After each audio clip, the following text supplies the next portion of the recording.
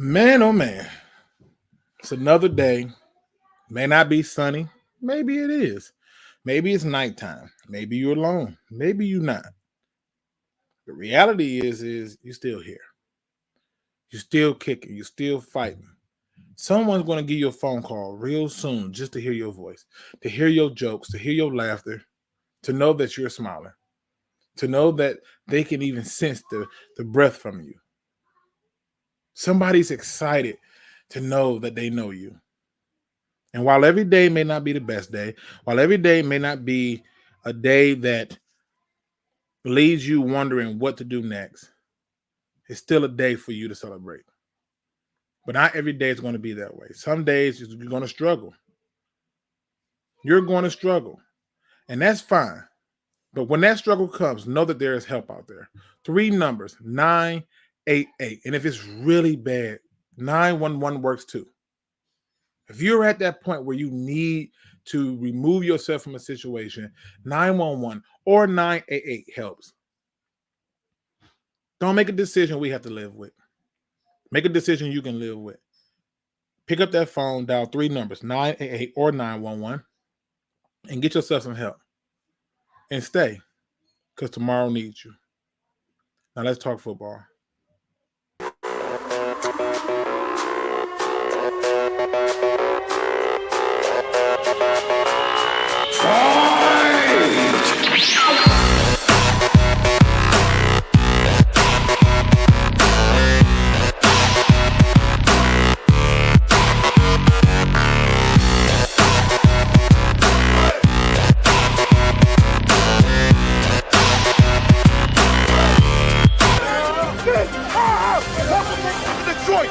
Welcome to Detroit.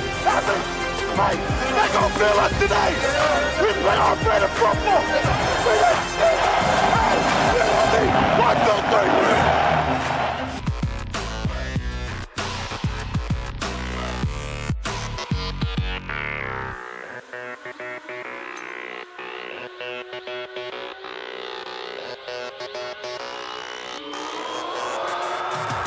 Fight me. Pride Nation, what up, though? Let me put my theme music on, because some of y'all think I be playing out here. Hey, how you doing? This is Mike with Sports Talk Radio. And I just want to say, we have the legendary G-Mac Cash here. And G-Mac Cash, he has a message for everybody. He says that the Lions are still winning. Come on. I know this is going to sound strange to a lot of people. Hey. You know the Lions still winning. For real? For real. You know the Lions still winning. Stop lying. You know the Lions still winning. They winning. They say we couldn't do it and we did it. They did. You know the Lions still winning. It can't be. You know the Lions still winning. They is. You know the Lions still winning. For real. They said we couldn't do it and we did it. Hey.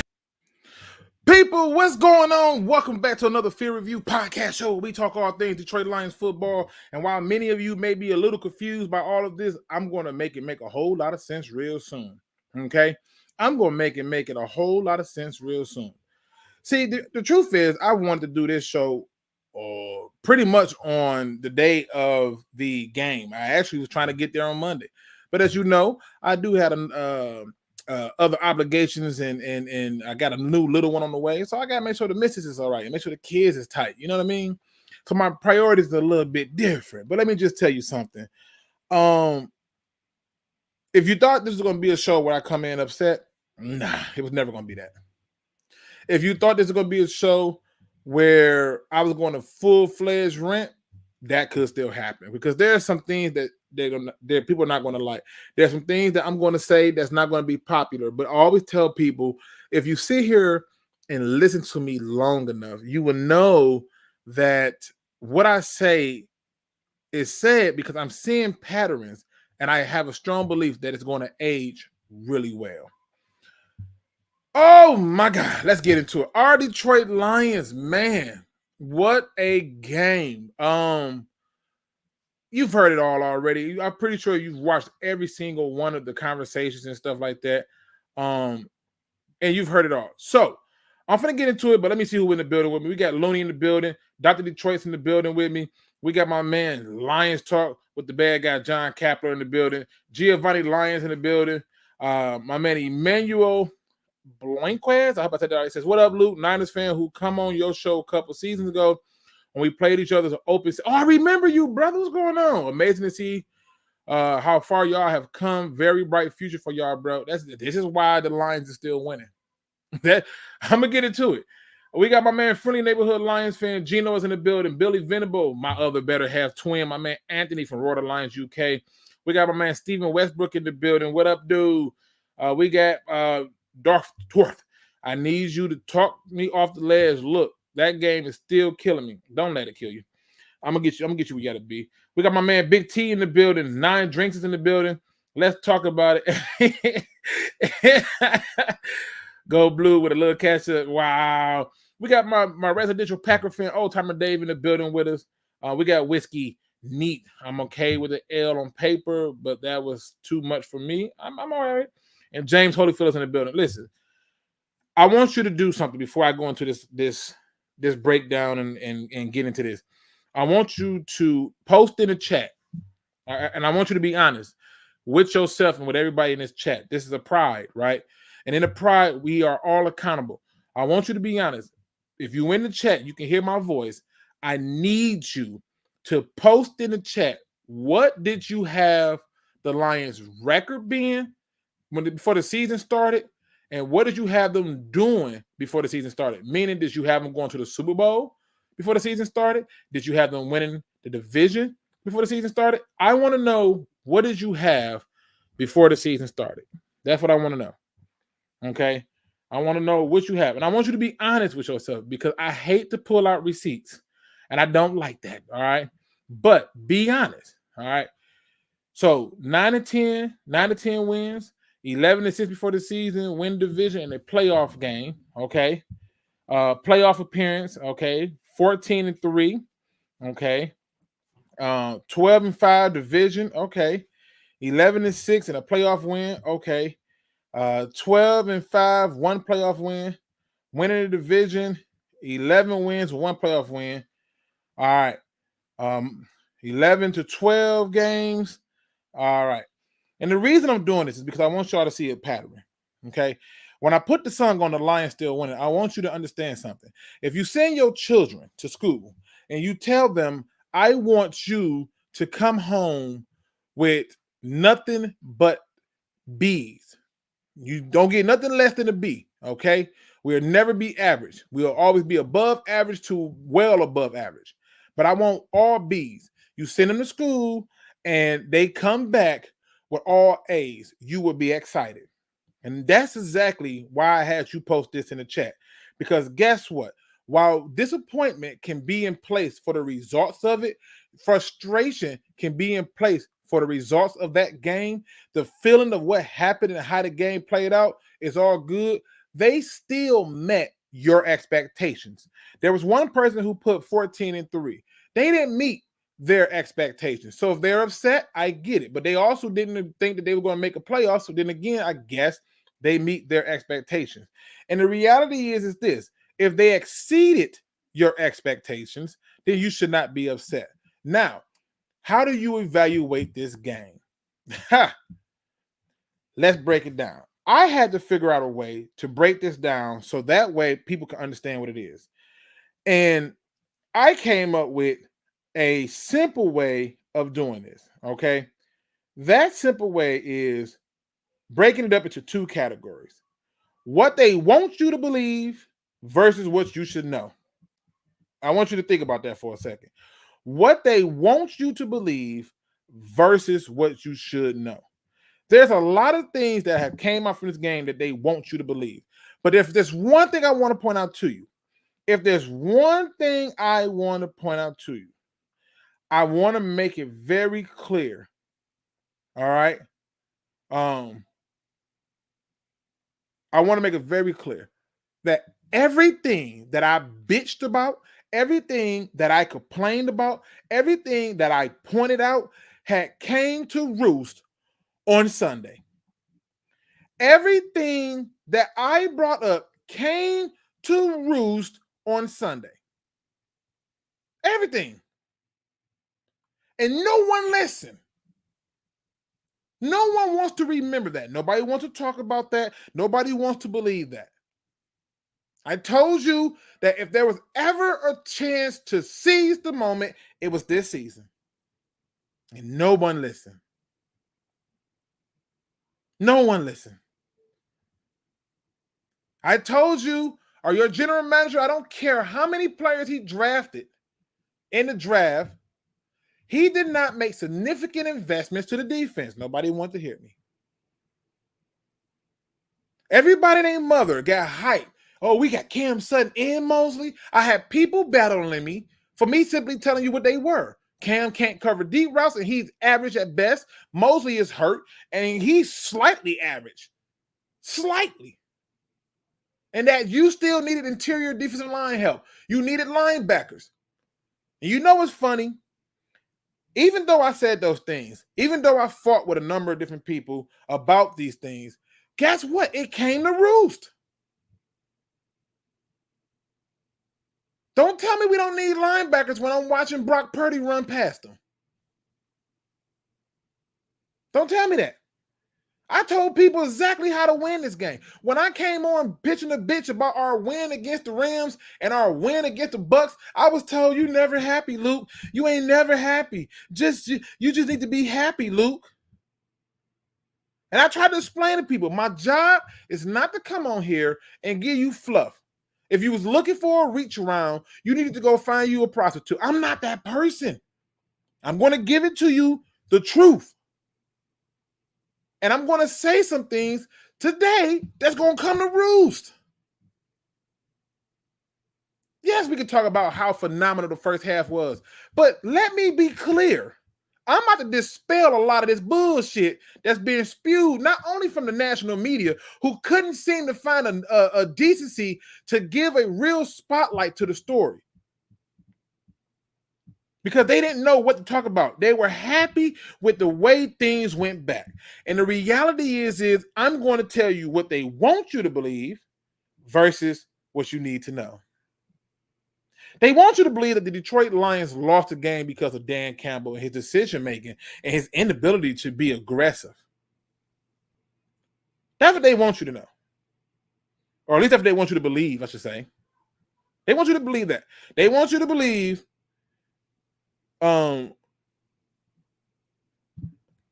want you to believe that this comes down to decision making. And yes, I have been bitching about drop passes, and yes, I have been bitching about fumbles. And no, I don't bitch about him going for it on fourth down because you know what? They were the right calls. And while that's the case, I can see how two things can be true in a lot of these cases, but let's just keep it 100 about some of these things. Watch this. I'm going to break it all down for you. Dan Campbell's decision to go for it on fourth down was not the wrong call. I don't need statistics to know that. I simply need to see how the play was designed and what happened. They had a well-played design. Your quarterback does his job, move up the pocket and throw a good ball. The receiver drops it. Well, Luke, if they take the field goal there, they go up 17. That's 3 possessions. Yeah. Well, Luke, what about the one where they had a chance to tie it up? They had a chance to tie it up, Luke, and what they decided to do was go for it again, in which there was at least 2 guys open, but we didn't execute again. Not only could we not have got the blocking assignment right, Goff got forced out of the pocket, and he is not a on-the-run thrower. And it was evident that play, which brings me to another point later in the show, but we're going to leave that there for right now. There were literally 2 major points of the game where I believe that the game turned, and that pissed me off. And not too many people are talking about it. The first moment I want to bring to your attention, let me cue it up. Let me cue it up because I want to make sure I cue it up. All right. The first play that I want to bring to your attention is one that some people are starting to talk about now that they're looking for new reasons and things to talk about, but I noticed it immediately. And I brought this same stuff up before. Okay? I brought this same stuff up before, and nobody wanted to hear me. Nobody wanted to hear me. Let me make sure I cue this up. because people don't, I don't know what the hell. You should be excited about your Lions. And the reason you should be excited about your Lions is because most of you, they exceeded your expectations. They surpassed your expectations. Well beyond what you ever thought they were going to do. And as I'm letting this thing queue up, because it's acting like you don't want to follow instructions right now, I'm going to show you the play that I believe personally was not only the biggest play of the game, but I believe was the direct reason that the imploding occurrences happened the way that they did. Because of this play. Come on now, get up there. Let me get up there. I got to get it up there. Hold on. All right. Perfect. All right. Now, not too many people going to be hip to this. But let me just, all right, there we go. All right. I can get all this shit out the way. I'm not giving no fluff. All right. I'm not giving no fluff. Let me get all this out the way. All right. Because this blaming of Dan Campbell is a bunch of BS. I want y'all to take a look at this. Okay. It's 14-7. It's the second quarter. And why do you think I'm picking this play? I want you to think to yourself. Now, I got to slow it down a little bit. Because this, to me, was when I started to have a little, oh, what the hell?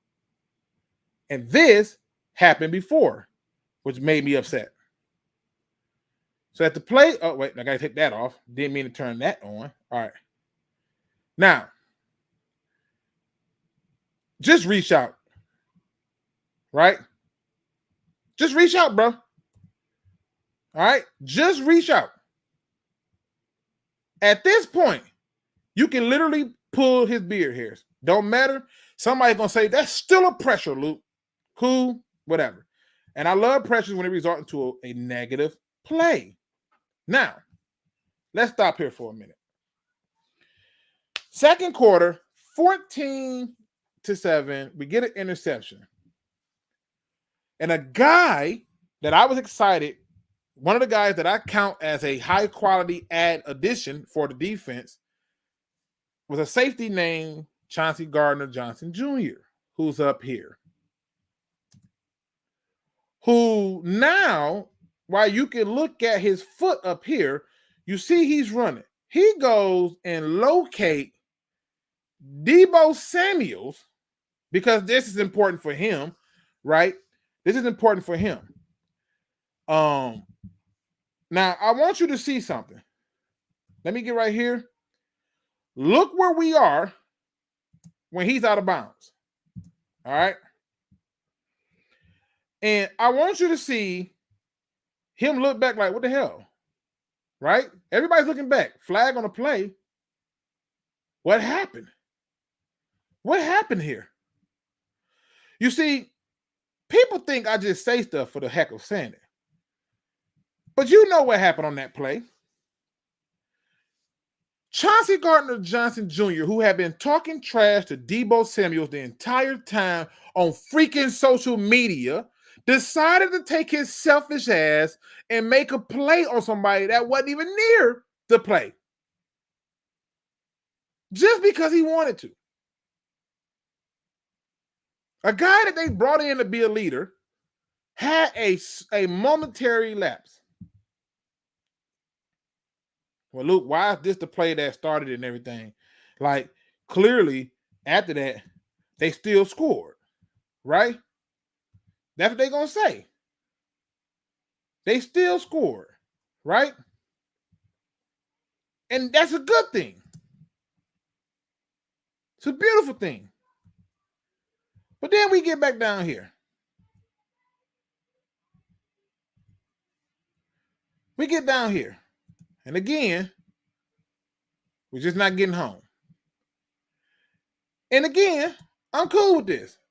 Because he just didn't catch, he dropped it. Good. Now, we get the ball back. It's 2nd and 5. First, I want to get to the play that counts. It's 3rd and 12, people. I want you to think about this. It's 3rd and 12. And everybody and their mama just know that they're going to pass the ball. And we do this. And to all the people who want to chase Young, yeah, that's still aging well too. Told you that wasn't the pick. But what do I know? So now we got a first. Let me fast forward. All right, let me fast forward. Now, come back here. There we go. All right. Now we sitting up here again. And I want you to be clear. You score here, you up 21-7. And you get a sack. It's 3rd and 18. 3rd and 18. All right. And then you throw the ball here, and you get it first. What a glorious day. I want y'all to feel what it look like. It's 3rd and 6. And right again, you get it first. All right. Now, it's 3rd and goal.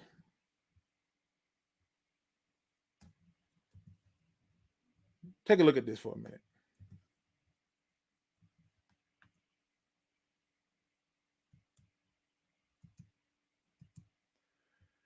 We can talk about, he slipped. We can say, he had pressure in his face. We can talk about all this. This has to be a touchdown. This is the 2nd biggest play of the game because now we're having to settle for a field goal. Now, each of these things that I showed you had nothing to do with Dan Campbell.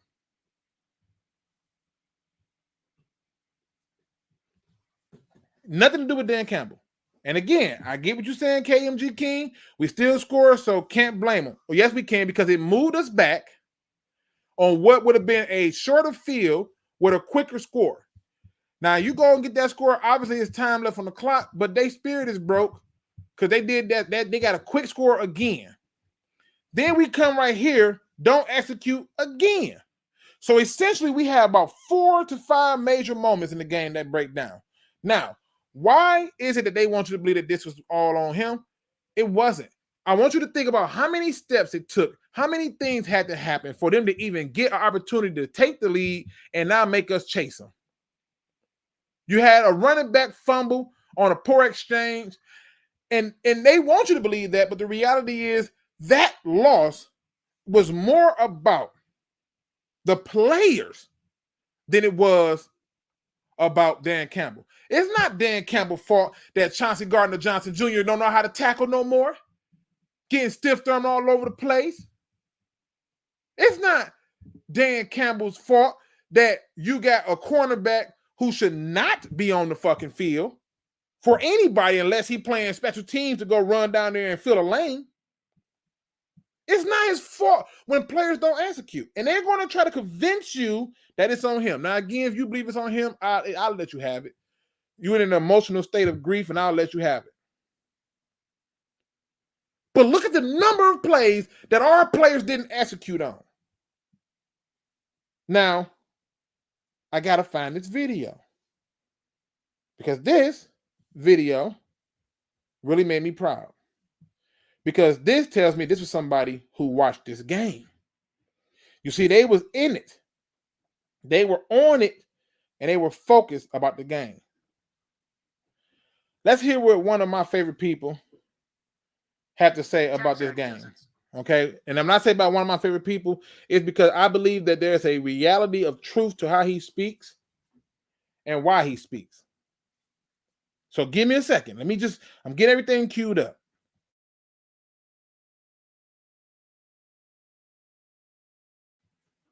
All right, now, let me just get everything queued up. My man Rex Ryan had a strong opinion, and I can't help but to agree.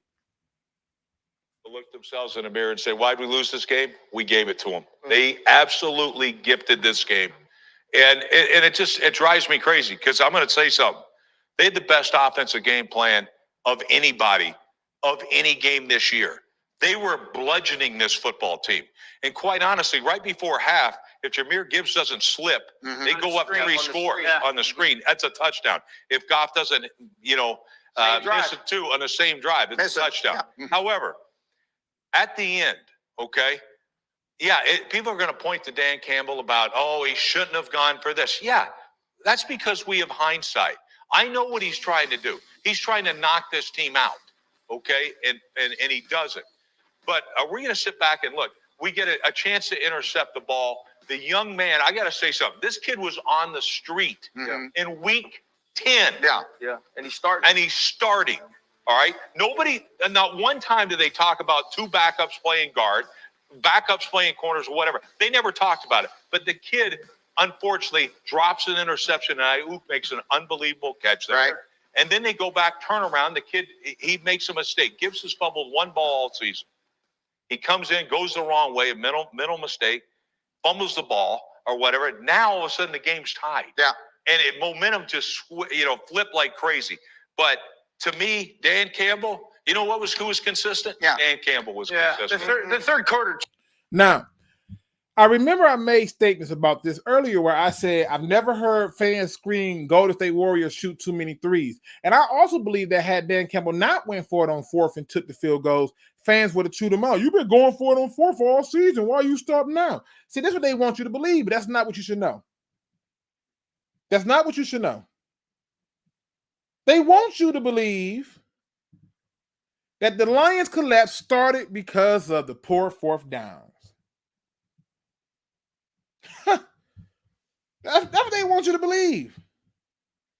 But the Lions thing started when your veteran players like Chauncey Gardner and C.J. Johnson are making dumb decisions, costing us to have to pull out plays we probably could have saved for later. But no, we got to use it now because he's a douchebag. He took his personal stuff too serious. That collapse started in the second half, towards the end. With what should have been a 21-point lead, being a 17-point lead, okay, cool. But we got to do better there. They want you to believe that the defense fell apart. I heard a lot of people talk about that. Blame Aaron Glenn. The defense fell apart. Oh, my God. The defense fell apart. That's what they want you to believe. And I hate to say this, but the referees was right to pick that flag up because it was no pass interference. And I'm not going to blame the refs. But the defense fell apart. What you should know is the defense was put in shitty position at the shitty position after literally playing a phenomenal game. They come out in the third quarter. This is something that I really talked about the last time. I said, can we put our defense on the field first to set the tone? We came out 4 plays and scored. All right. Defense come out holding to 3 points. But the defense fell apart is what they preach. And I know that the defense is put in poor position and the defense played well. They want you to believe that Gibbs' fumble was the nail in the coffin. Oh, did you hear that one? That was the nail in the coffin. Nope, this is where I do blame Dan Campbell. The nail in the coffin is when you call a run play and burn a timeout at the end of the freaking game to call a play to get a touchdown to where now no matter what you do, you got to get the onside kick. That's what put the nail in the coffin. Because if you keep them 3 timeouts and you get in and you score, which means you should have just came out, caught another play real quick, lined up, boom, got in, and then you just turn around, you got 3 timeouts, you don't get the onside kick, they're going to leave some time on the clock for you to get a field goal to tie it. But they want you to believe that it was the Gibbs fumble. No. They want you to believe that it was the Dan Campbell passing up on the tie. No. It was poor execution. They want you to believe Ben Johnson called a good game. I'm going to piss a lot of people off with this one. They want you to believe Ben Johnson called a good game. Here's what you should know. Ben Johnson called a good half of a game. But Ben Johnson is the reason the Lions lost that game. Oh, look, you just said it to players. Oh, yeah, I'm throwing that one coach in the mix. Well, Luke, that doesn't make sense. If it's the players, how can you put this one coach in there but not blame Dan Campbell? And Dan Campbell's the head coach. If you want to hold him accountable for being the head coach, I won't argue with you. But it wasn't the decision makers that he did that cost us the game. It was Ben Johnson. Well, Luke, make it make sense, bro. Make it make sense, bro. That's what I'm here for. I'm here to make it make sense. In fact, I'm excited to make it make sense. So let me bring it up on the screen. All right? Let me bring it up on the screen. I want people to understand something. And Amara said that. I didn't even get a chance to watch it, but that's what I saw. All right. So let me just show y'all why I blame Ben Johnson. Now, in order for you to understand this, let me see if I can find it here. Nope, that's not it. Was it this the game? All right. In this game, particular, let's go to this game right here. You can see that the Rams won because they shut down the run of the 49ers and they ran the ball. Let's throw that out the window. The Ravens did the same thing. Throw it out the window. Bengals, same thing. Throw it out the window. The Vikings. The Vikings. Same thing. Throw it out the window. All right? The Browns, people, same thing. Right? Throw it out the window.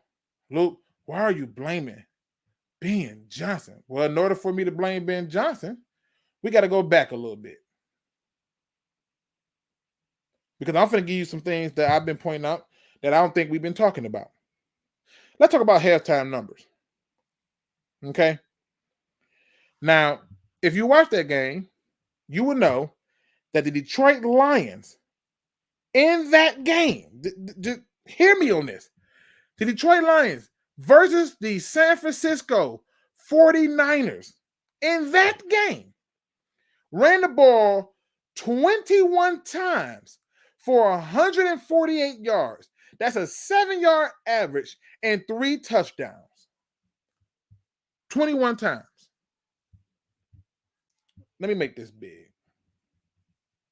Let me make this really big. I need people to be able to see this. All right. Now, I'm not the best at basic math, but I tend to be a little okay if I put my mind to it. If they ran the ball 21 times in the first half for 148 yards, and they finished the game with 29 carries for 182 yards, right? Then I can infer from there that the Lions ran the ball a total of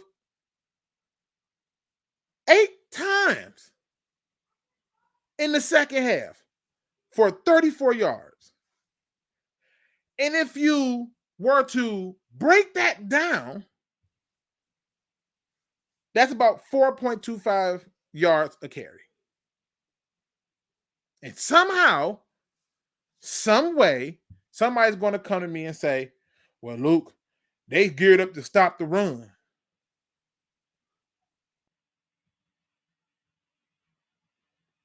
Like, that's what they're going to say. They geared up only to stop the run. But yet, they didn't. And here's the funny part. They stopped the runs. They stopped some of our runs earlier in the game, and we still kept feeding the damn ball to the running backs. So how come we get into the second half of this game, a game where you have a 14-point lead at this point because they get a 3-and-out, and they get the 3-and-out and they take a field goal. And You get the ball back because everybody is so ecstatic. Let me get up here and show this. I think this is very important. I think this needs to be seen. 8 times for 34 yards. Let's come on down here. Let's close this right here up. Where are we at? I want to make sure I can see my scores. Yeah, let me make this just about that big. All right. I want to be able to see my score. The game is now 24-10. All right. 24-10.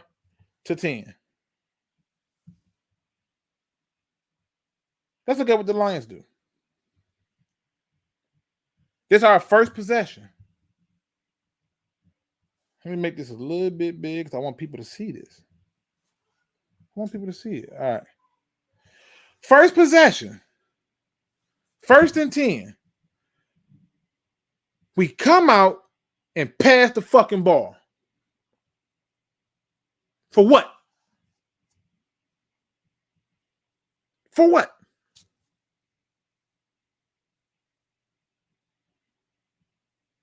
What was the point?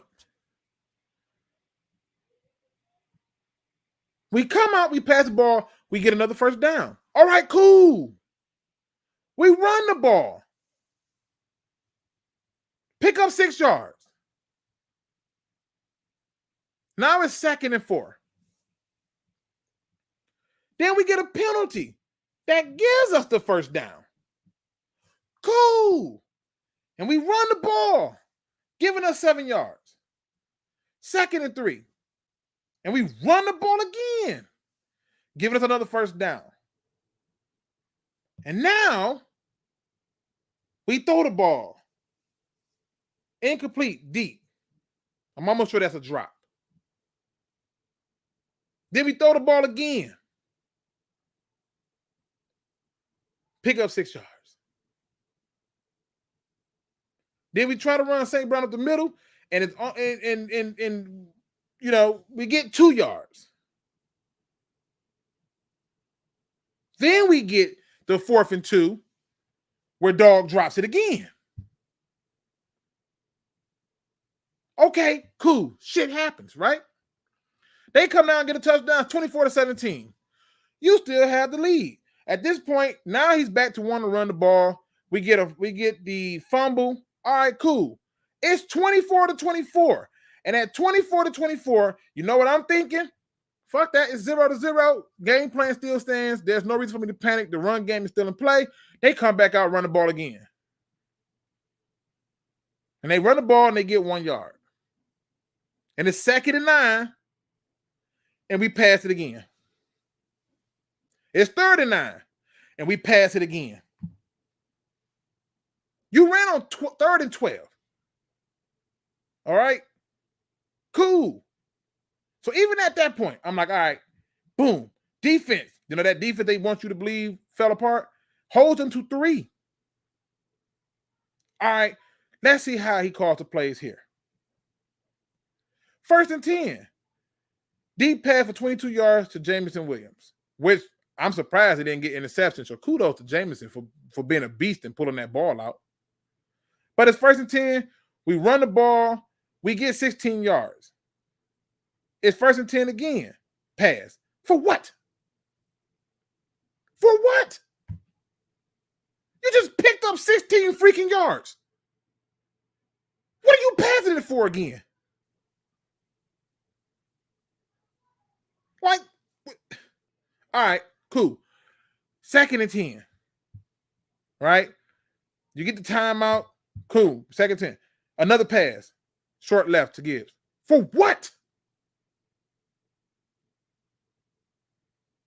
For what? I believe it was Will who came onto the game, and he said we should have a similar plan to what we did against the Bucs, to which I quickly yelled out, then we lose. There's no way in this game that we should throw the ball 40-some times. I've said that repeatedly. Well, let's take a look. Let's take a quick look. Because if you don't know, Jared Goff in a game where they had a 17-point lead,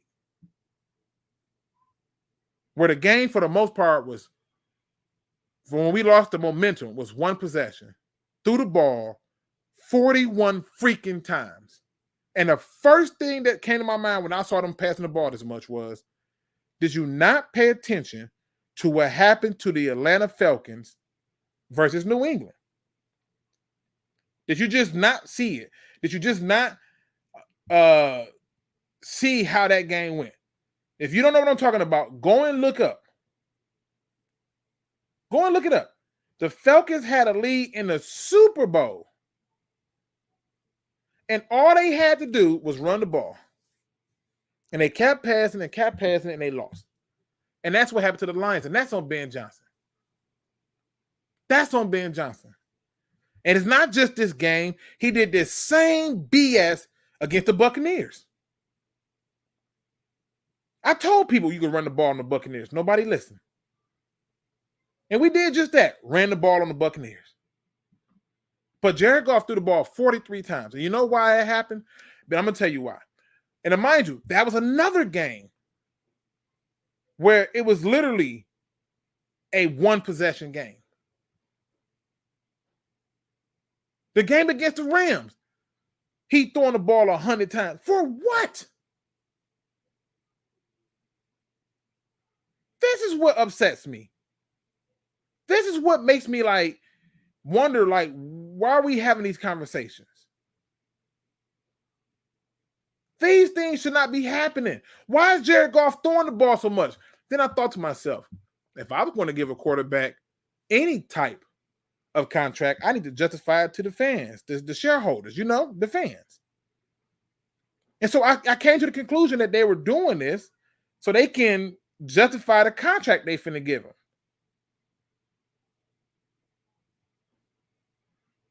But you lost the game because your offensive coordinator did what he did all season.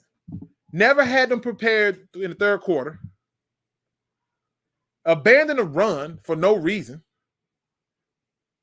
If that had been me and Gibbs from that ball, I'd have came at the very next play and ran a play for him to get big yards. Turn up time, brother. Make it up to us. Then they didn't know what to do. If Gibbs is giving you something, they both can run the high hand. The high hand was David Montgomery. Run him. But this is what they want you to believe. They want you to believe. Y'all ain't gonna like me today. They want you to believe that Aaron Glenn is the problem. Aaron Glenn, the defense, is the only reason we was even in that game. It was the only reason we even made it to the NFC Championship game in the first place. It's the only reason why our season ended up being the way he took scraps and got a lot out of them. It's almost like he took water, added a food color to it, and some sugar, and called it Kool-Aid. He took some shit and made it to something else. And I saw this all season, and I defended him all season. They want you to believe that Jared Goff played this amazing game. Woo! He played a good game. But I also saw moments where Jared Goff, the small things, became the big. The things where he missed people so open that it didn't make no sense. When you go back to the game against the Buccaneers, he had plays that probably would have been picked off that didn't get picked off. The same thing happened with the Rams. But there were a lot of people who didn't understand that Jared Goff had a lot of missed key moments there. And the pressure wasn't even that bad, but the few little pressure he got was there. And that's why it's even more proof to me when I'm going to say going to upset you, we cannot re-sign him. We can't. He's got 1 year on this deal. Trade him to somebody who need a quarterback and get some more draft capital. You cannot re-sign this guy. Why, Luke? He didn't play bad. He was good this year. He earned that contract. And the minute the offensive line didn't hold up and it wasn't perfect, he was dead in the water. And Brock Purdy is the reason that they won, because he realized I can run. And there were plays where if we had a quarterback who can run, that would have changed the way things went. And that's not Jared Goff.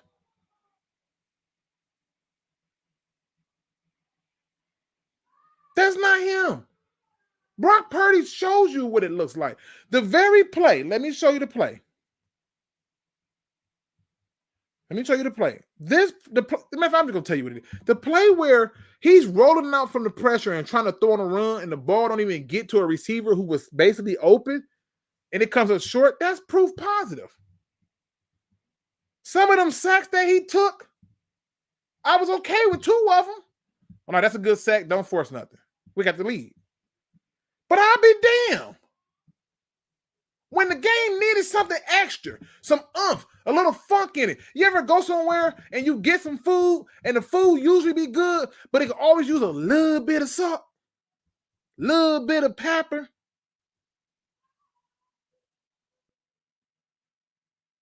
You don't think that's strange or different? Now people gonna say, but man, if you do that and Jared Goff don't get back there and he don't do this and this, look at this goddamn offense and tell me what quarterback right now look at all 31 other teams, pluck me any freaking quarterback. I don't care who it is, any quarterback, and tell me you can't put him in Jared Goff position and get the same production. Give me one. One. I'll wait. It is not because I think Jared Goff sucks. It's not because I think Jared Goff is not a good quarterback. It's because I don't think he has enough mobility to his game to make people panic. What Brock Purdy did was show me the same thing that Patrick Mahomes does. Yeah, I can sit in the pocket, but if you force me, come catch me if you can. Have you ever seen Jared Goff try to run? It looks like he's running while squeezing a lemon in his ass.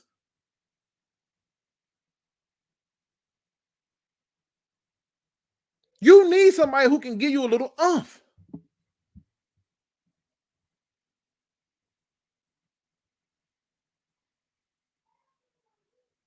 And I don't have a problem with him being this guy that needs everything to be perfect.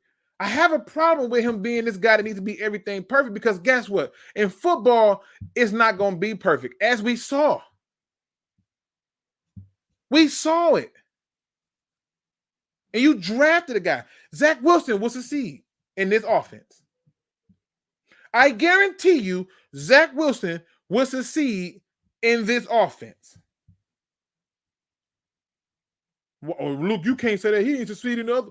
He didn't succeed in the other because he didn't have the offensive line. We have the offensive line. We have the running backs. If the Jets had the offensive line with the run game, with the receivers, like how we got, he will succeed in this offense. Because you're not going to ask him to do the games. To do what you asking Jared Goff to do. You're not going to ask him to throw the ball 41 times. And the point I'm trying to make is, again, not me knocking Jared Goff, but me pointing out to you that Jared Goff is good. But you just need to ask yourself, tell me somebody else couldn't do what he's doing. Tell me that we couldn't use a mobile quarterback yesterday. On Sunday. Tell me that. Tell me that, and I'll show you a liar. Almost all the teams in the NFL, and I've tried hard to look, have a quarterback who can get the hell on. Minus the Vikings, who got Kirk Cousins.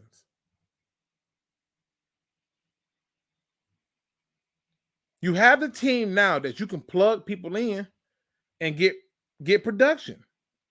And I believe you have that quarterback on your roster. Now, let's talk about what else they want you to believe. Because I plan on making a video showing some of the things that Jared Goff did. They want you to believe that this is the same old Lions. And anybody who says that, I say this with all the utmost respect. Fuck off. This is not the same old Lions game. This is not the same old Lions. You know why it's not? Because at the end of the day, You have to understand the situation. A ball going through the hands and bouncing off of a person who should have never been on the field's face, that goes back to the GM. You know the guy I can't talk about? The guy I can't say anything about because I'm just so mean. All he does is win. He's great. That guy who failed to get you the talent, the depth, the quality players. I don't give a shit about quantity, but I definitely care about quality. I've paid for a sandwich that was good. Would it be great to have two? Sure. But this idea that, oh, yeah, this is the same. No, we're not taking that today. We're not accepting that.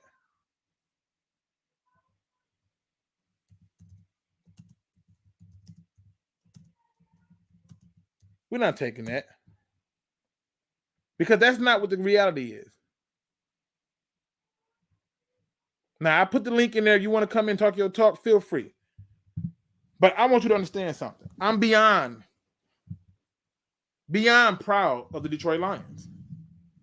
I'm happy for what they were able to achieve. They exceeded my expectations, and I'm beyond happy. But you forget, and this is one of the things that my man Emmanuel brings up a good point. This game was won by experience. If you don't believe me, go and listen to the mic'd up version. If you got Netflix, go watch the Inside the NFL that comes on CW. Go look at that Inside mic'd up version. These motherfuckers had the audacity. While they down 17 points to go, oh, that's it. That ain't that bad. We coming back. They never wavered. But we have a young team. A young team that exceeded most of your expectations. I do not want to hear same old Lions. I don't want to hear it.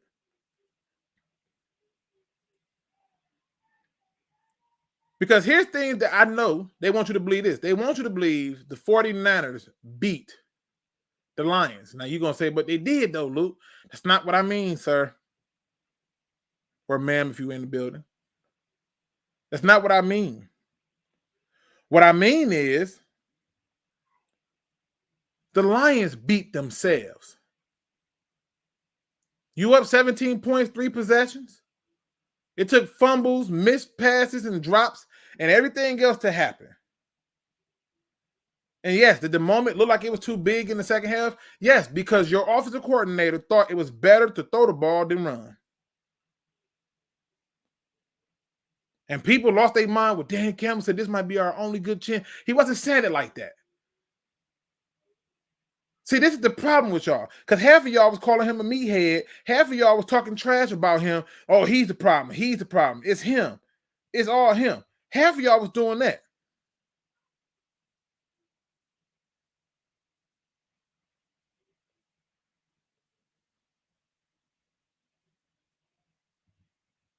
Half of y'all was talking about that. And what you fail to realize is he was still coaching in a press conference. You just missed it. He was still coaching in a press conference. When he said this might have been our best chance, this might have been our only chance. He was coaching.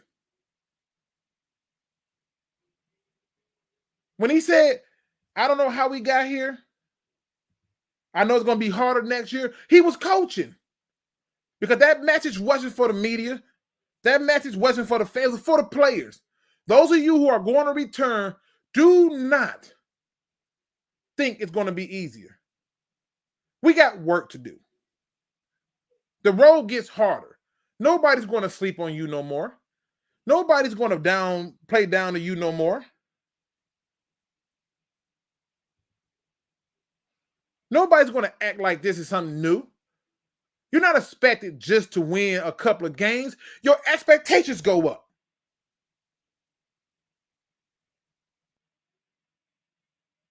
And you know what he said that let me know he was still coaching? He said to them, I told them, don't forget how it feels for them to rush you off the field, telling you to get the hell out the way, to set the stage up for them to celebrate. Don't forget the crowd noise, the screaming. Don't forget how they were treating you. Don't forget this feeling. He was coaching. And they want you to believe that it was his aggressiveness and decision-making. You take the points. Well, let's play devil's advocate then. Since we playing that game, since we just going to play, well, here's what you could have did. This would have been this if we did this. Or if he don't miss a field goal early on in the game, then the score is 7-3. And they're still feeling confident. They were still highly confident being down 17 points.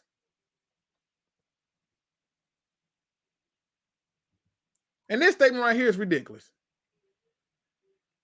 If Glenn needs a defense full of all pros to be a good coordinator, then he's not a good DC.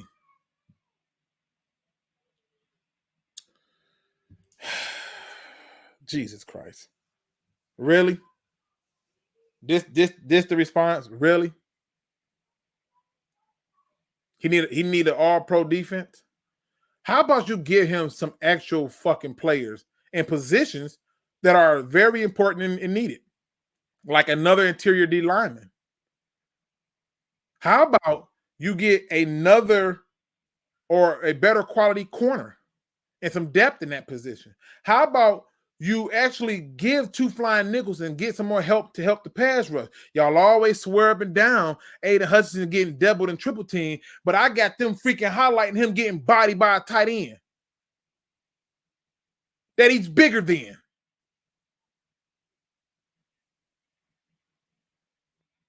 And I saw that way before rookie season and beyond. But he got to come on now. You have to go through these battles to know what to expect. The way ahead of the schedule in this run will benefit them well in their run. It is. And guess what? You want to hear something that's funny? And I'm almost sure I might be wrong about this a little bit, but I believe we played the NFC West. We played, or is it the East? You know what? I think we played the East. So we played the NFC East because I think we played the NFC West this time. I got to go back and look at the schedule real quick. I got to look at the schedule. Also, you know, you play all the teams in first place. So you get to play the 49ers again. You get to play Dallas again for next year. We don't know when we play them, but you play them again. Let me see who we played. We played the NFC South. And I think the year before that, let me see. We played the NFC East. Okay, and the year before that, we played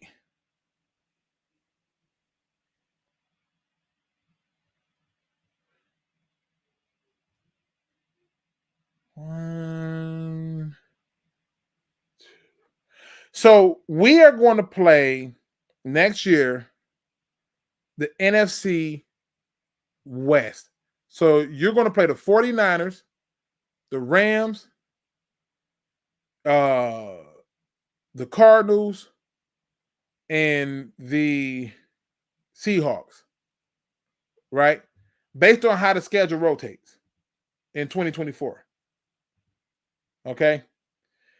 And AFC teams, nonetheless, I literally sat down and figured this already out. Next year, I already got us at a guaranteed 9 wins based on opponent. Just putting it out there. Already got us at 9 wins based on opponent. And that's another point. Thank you, Lionheart. While you talking about something, he needed a bunch of all-pro defensive players to be a good DC. Name one all-pro defensive player on our team. You're going to have to name a guy that wasn't even on our team when he made all-pro. D-Map Zoom. What up, though, brother? What's going on, my brother? Not much. I'm going to make this quick. To be honest, I wasn't surprised they actually ended up losing that game because, of course, they got a little overconfident. They had a lead. They were feeling themselves. Once that dreaded third quarter came, I'm like, we're going to really see what they really about. So now the real test begins. And lo and behold, 49ers came back, punched them boys in the mouth, and they couldn't recover. They just couldn't.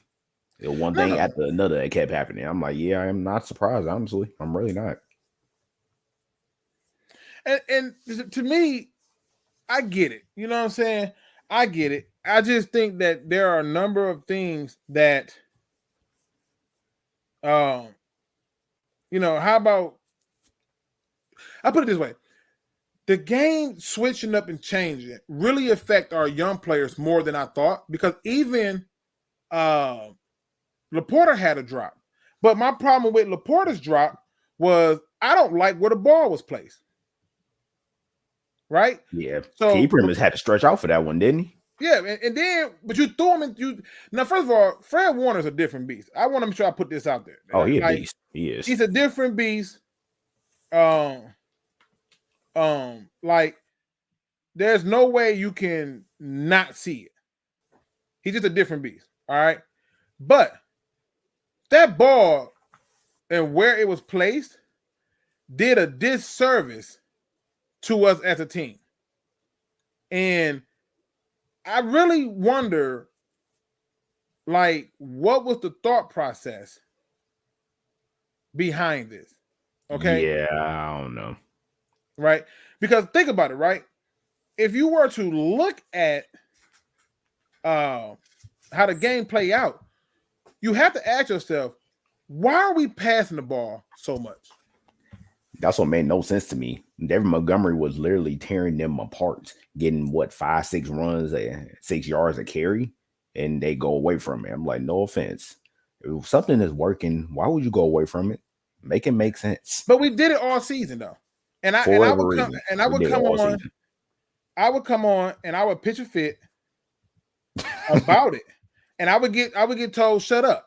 You never happy. Oh, this is like, bro, like the goal is to watch the game like you're preparing for it. Like, come on, man. Like, trust me, once I saw they start throwing multiple passing downs, I'm like, why? Why are you going away from something that's been working and they've been having struggling time trying to stop? I guess you didn't learn from the game when Aaron Jones was tearing them apart. I guess that's what you're telling me. Along with some of these other teams that beat during the regular season, like they beat them, kept running the ball. Like, why would you go away from it? You probably have one of the best rushing attacks in the game. Make it make sense. And that's what I'm saying. These are all the things that we're talking about.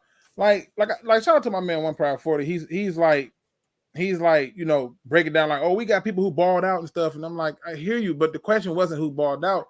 It's name these all pros on defense. Because I can name you the all pros on offense. All pros on defense. We don't have none. Yeah, I was like, I don't remember seeing any offense. Yeah, defense. I don't think I've seen any. We don't have any. It's like it just made no sense to me. Like, what the heck would becoming pass happy, then trying to be cute? Like, I'm sorry, but in the NFC Championship, it is no time to be cute. Like, dude, clearly the running rushing attack was working. You were using it in the first half, and you literally tearing them apart. Why would you in the second half go away from that? And that's what blows my mind. 8 rushing attempts in the second half, bro.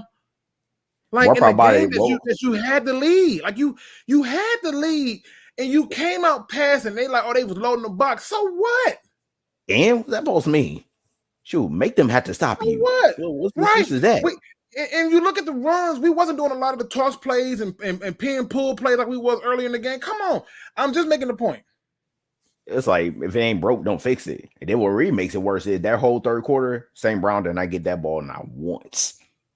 They didn't even attempt to give him that ball. Like, how does St. Brown of all players don't get that ball at least once? Or maybe actually you should get at least 3 times. They didn't give it to him once. I'm like, so like, y'all doing again? The game, to me, go back. You can see multiple histories of this happening where teams who have the lead are still passing the ball too damn much, and they lose. And one of the worst ones came against. That's another thing. They wanted to believe that this is one of the worst losses because of how it happened in the comeback in NFC. I mean, in the NFL history. But I'm like, you forget the Super Bowl where the Falcons had a lead. Falcons sat here, blew a freaking. There's a freaking 28-3 lead. Like that. That's no excuse, man. Us, we had 17-point lead. That's one thing. But them, they were up by almost 30 points. Almost 30 points on them. And they let them the freaking Patriots not only come back, but beat them. That's something else. Something else that they didn't talk about though, which I love. I mean, come on. But they didn't talk about this. shout out to our training staff, and I'm gonna tell you why. For the most part, even though some people out there were still playing hurt, a lot of our players were still available.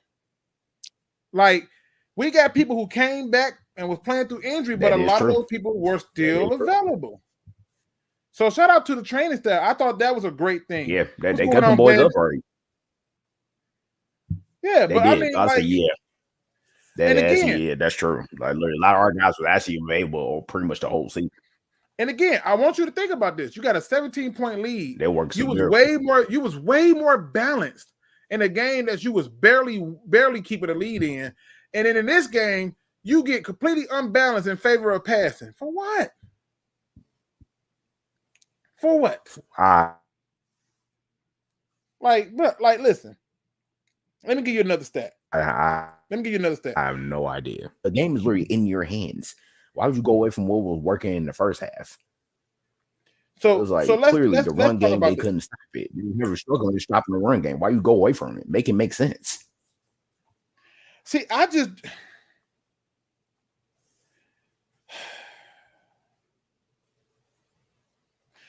gonna give you a stat that people are not gonna like.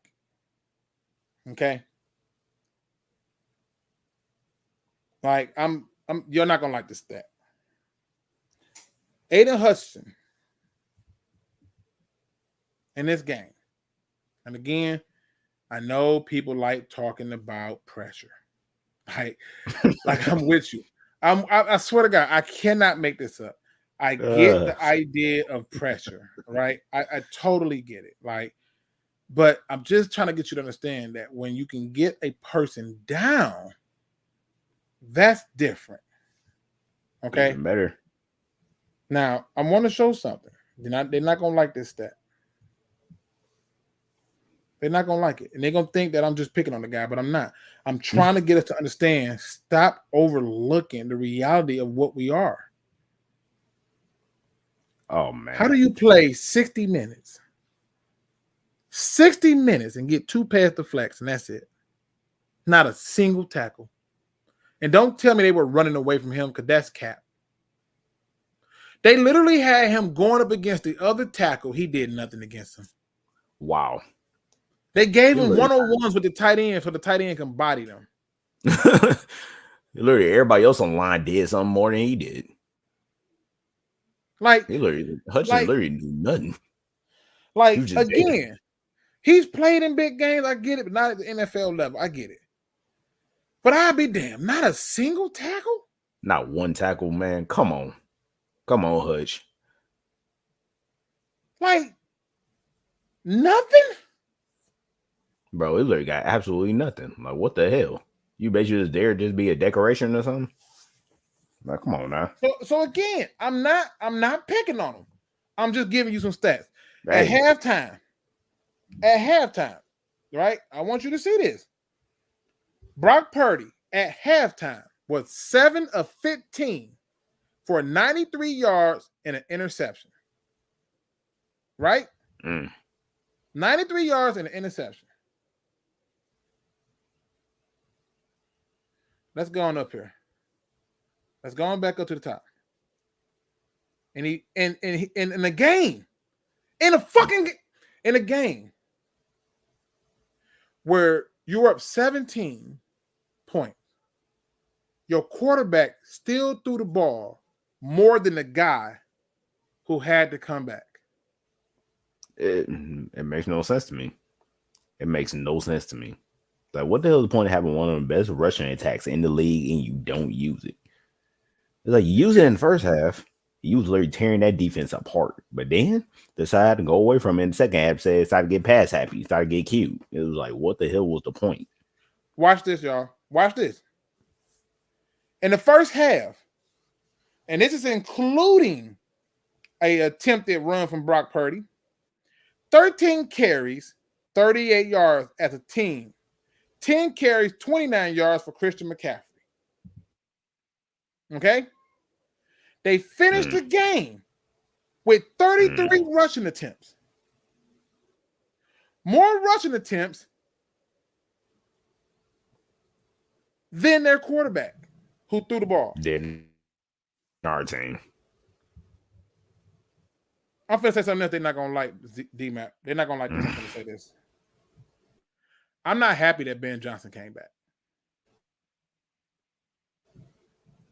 I'm not.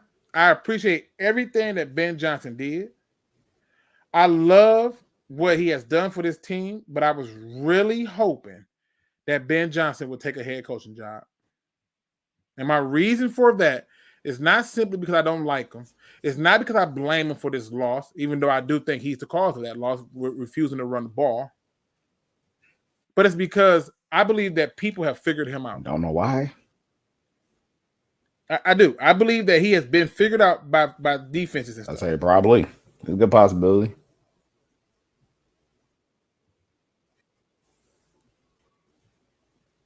Like, I believe that. And I believe that. Well, sir, how he came, he coming back. He knows he got to make a lot of changes. He got to make a lot of changes. But that's what I'm saying. Everything that I talked about, everything that I pointed out, it came go true. check down Charlie, pretty much. And it bothered me because I'm like, yo, we really could have did something so different. So different. And it just bothers me. Now, let me bring this up because he's asking me to bring this up. I don't know why he's asking me to bring this up, but again, you know, we hype up the things we should not hype up, and we don't, you know, like I know what cost us the game, right? And I'm okay with it. They exceeded my expectations, but I get it. You have the right to be disappointed, frustrated, and aggravated. Now, I was asked to bring this up, so again, it's about perspective, right? But again, I just want to do it. So One Funky says, bring it up. George Karlaftis, 4 total tackles, 3 solo, a sack, a tackle for a loss, a quarterback hit. I mean, you got to get home. You know. You know. I mean, I would say your boy Holmes knows what he needs to do. Especially for the defense. He knows what he needs to do. And again, I'm not blaming him without Hutch be total shit. I disagree wholeheartedly. There's no way. Are you crazy? No one figured out Ben. He's had a top 3 offense the last 2 years. Yeah, he has. He has. And look at our schedule those last 2 years. Seriously. Look at them. We didn't have a first place schedule. That's why I was going crazy. Like, this is the time for you to sell the farm and get some real talent in here so we can go get this Super Bowl. Yeah, the reason why I say they got them figured out is because there's a multitude of moments in games this season that I can point to where I'm like, listen, look at this whole season third quarter. Look at some of the teams. Right, and look at some of the teams who had a chance. Like, seriously. They're struggling in third quarter every time. Like I get it. But the schedule this year was much easier. It's going to be harder next year. And ironically, I don't even think it's going to matter, to be honest with you. I still already got us at 9 wins based on opponents. They can literally split with all 3 teams in the NFC North. They go 3. I believe they beat all 4 teams in the NFC West. I believe they beat the 49ers next year. I believe they beat the Seahawks. They beat the Cardinals. I believe they beat the Rams next year. There go some wins right there. Now all you got to do is go and look at the other first place teams. They'll play the Dallas Cowboys. They'll play who has won first place in the NFC. I'm trying to think. Dallas won. They're going to play the Bucks again. They'll go 8 because I believe the Bucks won their division. They'll play. They're going to Indianapolis, right? They're playing in Indianapolis. I think they'll play. No, the Texans won that division, right? So they're more likely to get the Texans. Texans. So, right. We do play. We do play Texans. But I'm saying I've already counted 9 wins. To be honest with you. So I'm just saying. Again, I'm just saying. Third quarters ain't been pretty. He hasn't rolled the hot hand when he was supposed to. And yes, made no sense to me. Aiden Hutchinson does need help, but nobody helped him when he's getting buried versus George Kittle. I'm just saying. Man, George Kittle manhandling that. George Kittle manhandling. And again, I'm only bringing up points to tell you this. I'm not telling you I hate Ben Johnson. I'm not telling you I don't like Ben Johnson. I'm telling you I don't like that he came back because I do believe he has been figured out.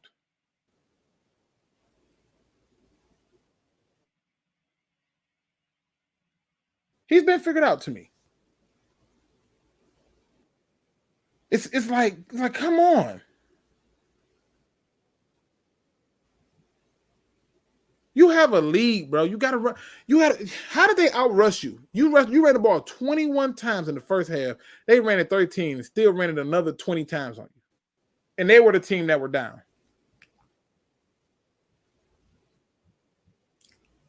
Made no sense to me.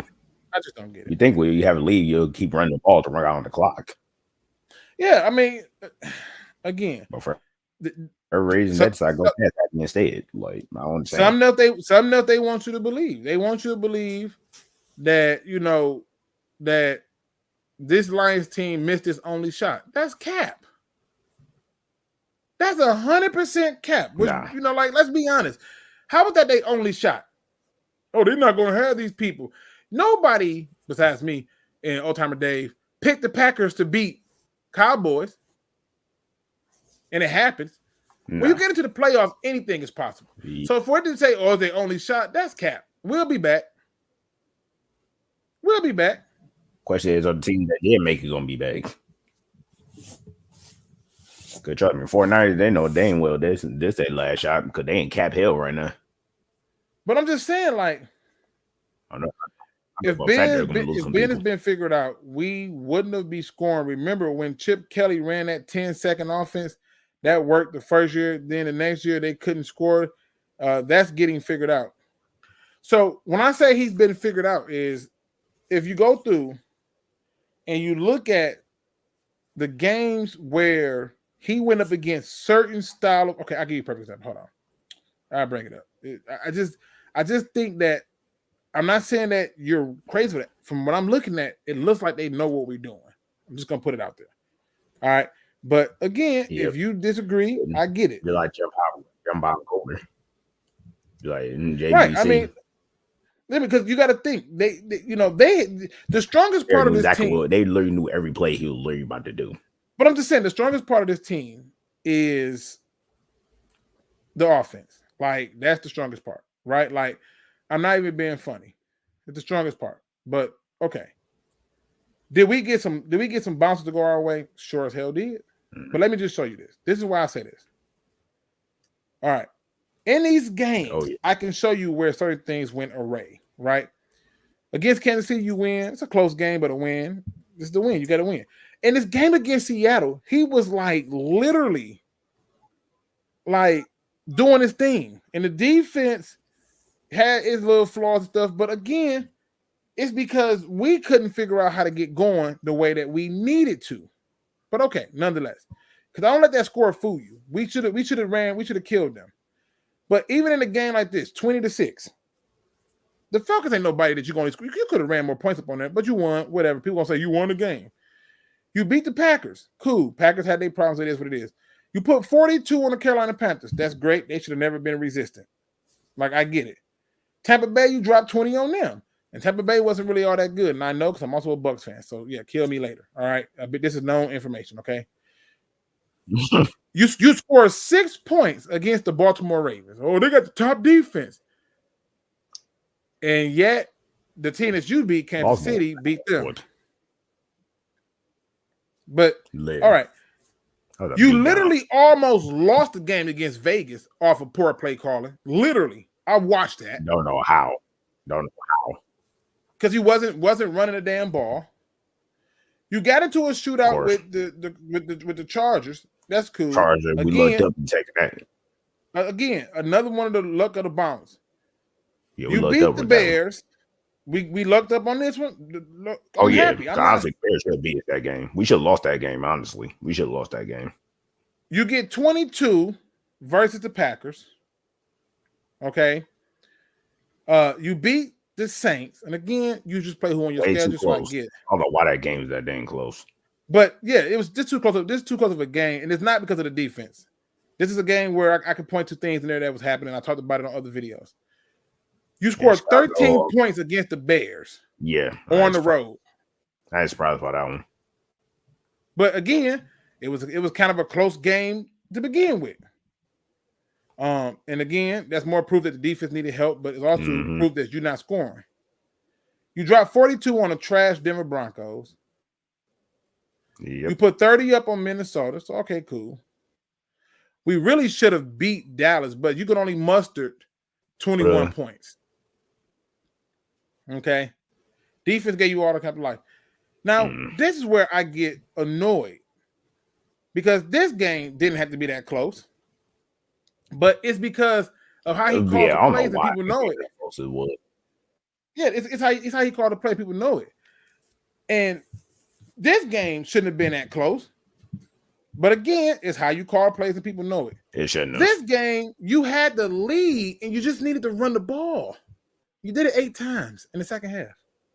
Run ball killed the clock. So when I say that, he just gave that game away. So here's the thing. Again, I get it that people they're gonna say, Williams say the 5th most points per game on offense, 25th on defense. Why do people keep coming in here doing this, D-Mac? I'm not being funny when I say this. Why do people keep coming in here and want to tell me about rankings and stuff like this when I can tell you the number 1 offense was put out of the playoffs? The top defense was exited out of the playoffs. Why do you want to keep telling me about rankings? Don't nobody even care about rankings. Question is, are you winning? I'm just saying, you played a soft schedule and you reap the benefits of it. You went against a coach pretty much who basically said, okay, we're going to turn some things around. And you helped them by not just calling the game plan that involves running the ball. I don't care if they got the 5th most points. They're getting ready to get a harder schedule next year. They sure do. I still have faith that they're going to be better. But I'm telling you right now, you're going to see them games and I'm telling you, they're going to start questioning Ben Johnson. The same way I questioned Brad Holmes, now people starting to see it. Now they starting to see it.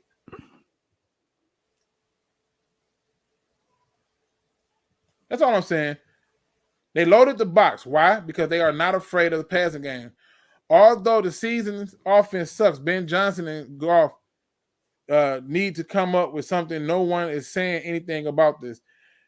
I believe it's been figured out. And 2, I believe this, and I could be wrong. I believe that if Ben Johnson is who I think he is, you know what I'm saying? Like, if he's who I think he is and stuff, he will find a way to learn to stick with the hot hand.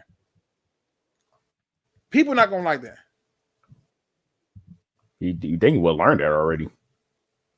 But I'm just telling you, if he can draw them kind of plays up for him, imagine what he can draw for a guy who got mobility, like Hendon Hooker or somebody else. Oh, well, everybody loves the backup. It's not about the backup. Man. Look at the freaking NFL. Look at it. You need a guy who can extend plays with his leg and people to stop him. And this is why I don't care about literally they're playing time golf if he wanted to the ring.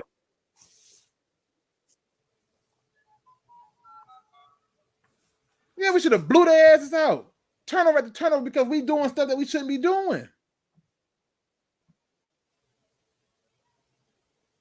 All this ranking stuff. This is what people who work at Pro Football Focus do.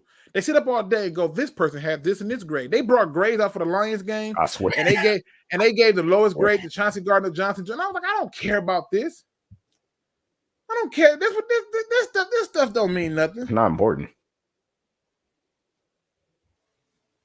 This is a guy who operates off of play action and good protection. You cannot do it.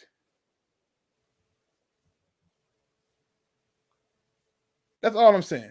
We cannot do it. It's all right, man. I'm gonna say I'm about to head up because Appreciate you, brother. Showed up. I appreciate you. Now again, no problem. Again, like this is what I'm saying. This is the stuff I'm talking about. So pressure is not a sack. I don't care. You lost a game. You've won more games when he's gotten the quarterback down. Go and look. Matter of fact, let me see if I can find it. Give me a second. I want to see if I can find this.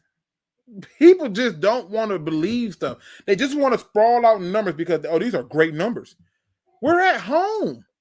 The number one offense, number one defense, number two defense, number two off are at home. I don't care. Don't come telling me this kind of stuff. I don't know why we do this. Again, I'm not knocking people. I'm trying to give objective criticism to facts. And all I'm pointing out to you is as we watch these games, I was talking about these flaws.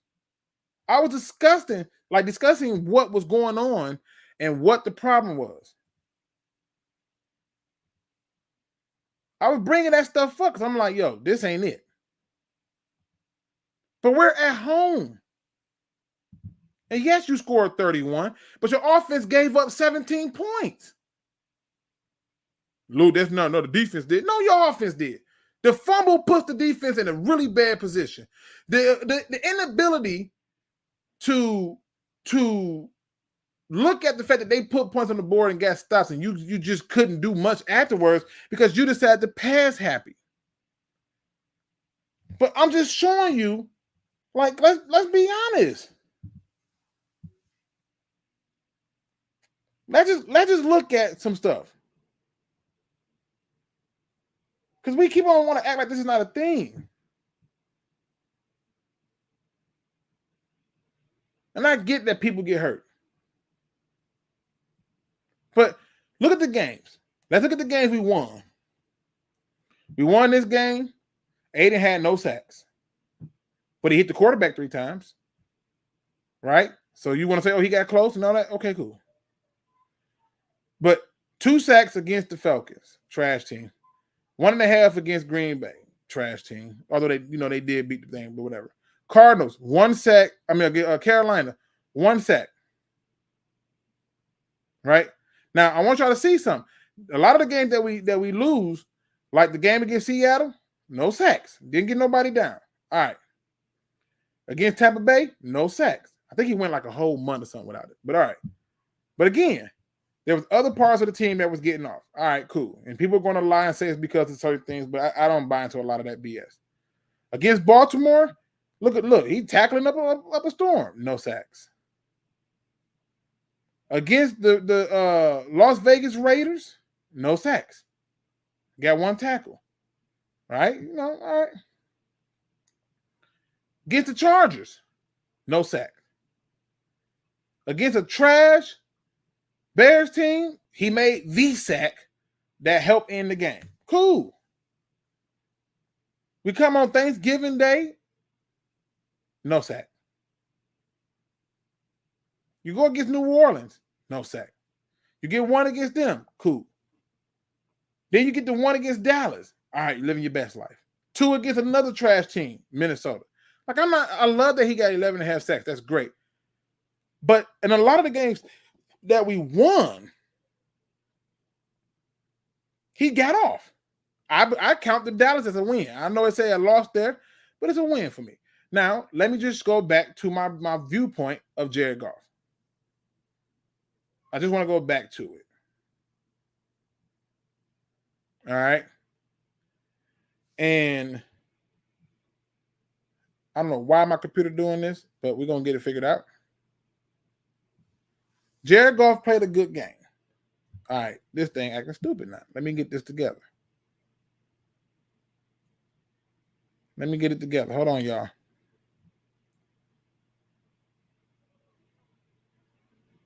Let me hold on, and let me get to the comments too. Again, the link is in there so we can talk about it. I'd rather have a great pocket passer quarterback over a mobile quarterback because mobile quarterbacks get hurt.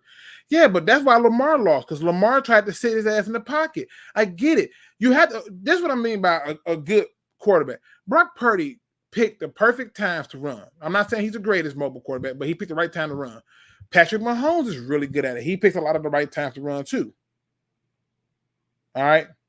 But I'm not looking for you to just go out and get a guy who's going to run all the time. I'm not looking for that. But look at people like CJ Stroud. He knows when to run. All right. The key to getting to a Super Bowl is getting there before you have to come out of pocket for a quarterback. We can do that with Hooker. I believe we can too with the talent we got. You could even throw him in a few more pieces. Get him a guard and go back to the run. You can't even run read options with our quarterback. So there's no fear there. Because the media tells people that what you have to focus on. I'm not going to go there. So outside of the fumble, how many points did the 49ers score? Oh, God. William, this is because he's trash when pressure. Goff is literally the worst in the league when pressured by the numbers.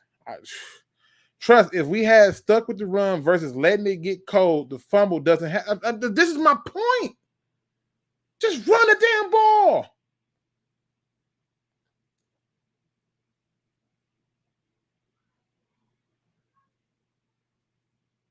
Like, come on.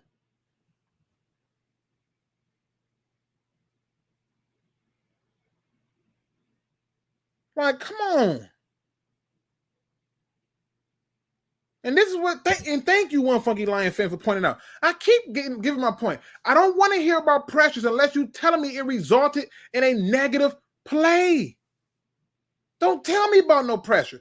Chase Young was hot ass yesterday, but he got pressures. And they were not negative plays. Only Kevin's a negative play. Like, I've shown this many times. But I don't like having a guy that has to have everything be perfect. What is something else that jumped out to me in this game? As I get this damn video to act right. All right, I think I got it. Something else that jumped out to me in this game was this. Okay. Shout out to my man Kurt Warner. This right here is Jared Goff, obviously, but like, look at this. He's breaking this down to show you where things are occurring at, right? Like he's breaking it all down. Right now, Jared Goff, I want y'all to do something, like for real. Look at this. Jared Goff is looking over here, right? None of them are looking, but you got a guy coming underneath, all right? Now, what you having the guys come underneath, I'm trying to move the thing along because it's a little long-winded. What you got this guy coming underneath, all you doing is asking yourself this: what's the best option for you at this point? Because he feels and sensitive to pressure, I want you to look at, on this picture, where do you think he should go with the ball? Let's talk about it. Should it be option 1? Should it be option 2? Option 3, 4, or 5? From the top on down, 1, 2, well, technically this would be 2. So 1, 2, option 3, 4, 5. 1, 2, 3, 4, 5. Given what you see up here right now, and mind you, he's still looking over here. Put in the chat. Please tell me. Put it in the chat. Where should he go with this ball? I'll give you a minute to look at it. I'm going to bring it down for a second because where should he go with this ball? 2 or 3? I'm going 3. Okay. Right? I agree with y'all. Let's see where he go with the ball. Let's see where he goes with the ball.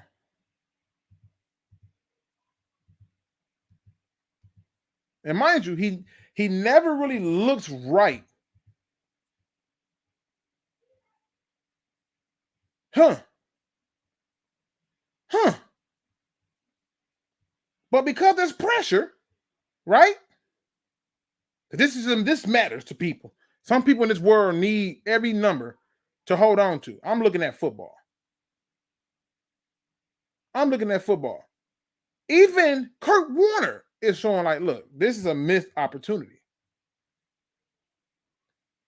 And he's still staring down the right. Still standing down. Look where he goes for the ball.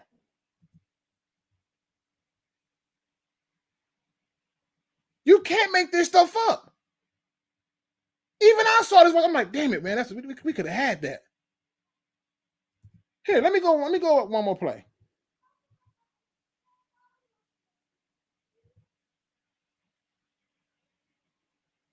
Now, this play right here is even intriguing. What he's trying to say here is he's saying that Montgomery, because you're looking up right here. This right here is Penei Sewell. I think this is Dan Skipper. He's saying that Montgomery needs to chip Bosa. And at this point, the ball should be out. This is what he's saying. Now, at this point, who do you think should be the option? We're going to do this a little bit different. We'll go from the bottom on up. 1, 2, 3. Which one you think? 1, 2, 3. Who should the ball go to? I want to know in the chat. What do y'all think? Who should the ball go to here? Shout out to my man, Mike Kimber. He says, what's up? What's going on, brother? We got 1. Okay. 0 anticipation skills, and he doesn't have the elite earn. The cerebral has to be the strength. Designed for 43, but right now, number 1. All right. Let's see where he goes with the ball. This is not my idea of just trying to be an a-hole, but this needs to be an anticipation. This needs to be an anticipation because whether he throws it to 1, look, that still works. You want to throw it to 1? Cool. You want to throw it to 3? Cool. But he took the sack, and I went, okay, cool. Cool. I forgave that. Now let me go a little bit further.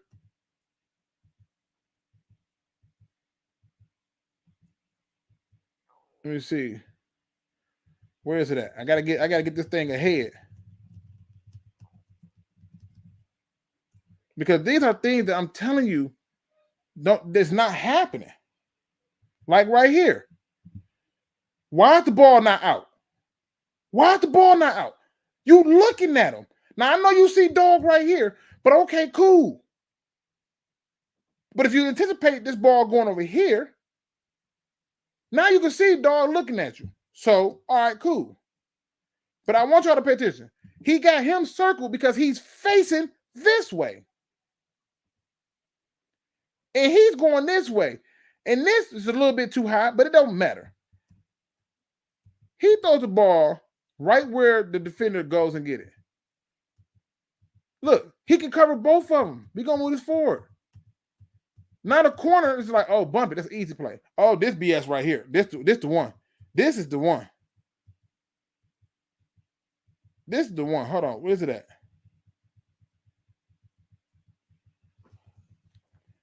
All right. We're going to move this a little bit forward. This is the one that I felt we need to make these plays.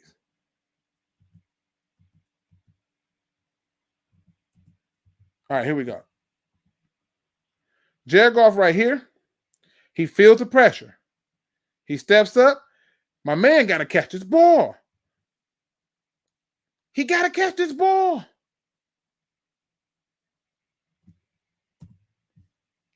But even when he steps up, I want y'all to see this. He steps up. Look at this shit. So he sees him peeling down. He sees him over here. Okay, cool. He got to catch the ball. Now, I got to come off of this because, they'll shut me down for doing this on YouTube. So let me take this off for a second.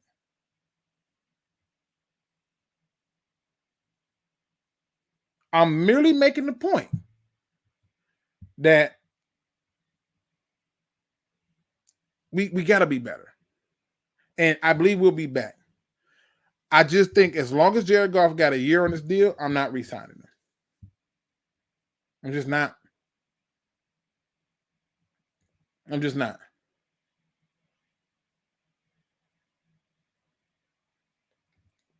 You know, I'm just not. Let me see. He says the players also has to be good. It doesn't all fall on the OC. You can have a great OC and a bad quarterback. I believe that. I don't disagree with you, KMG King. That's not like something crazy.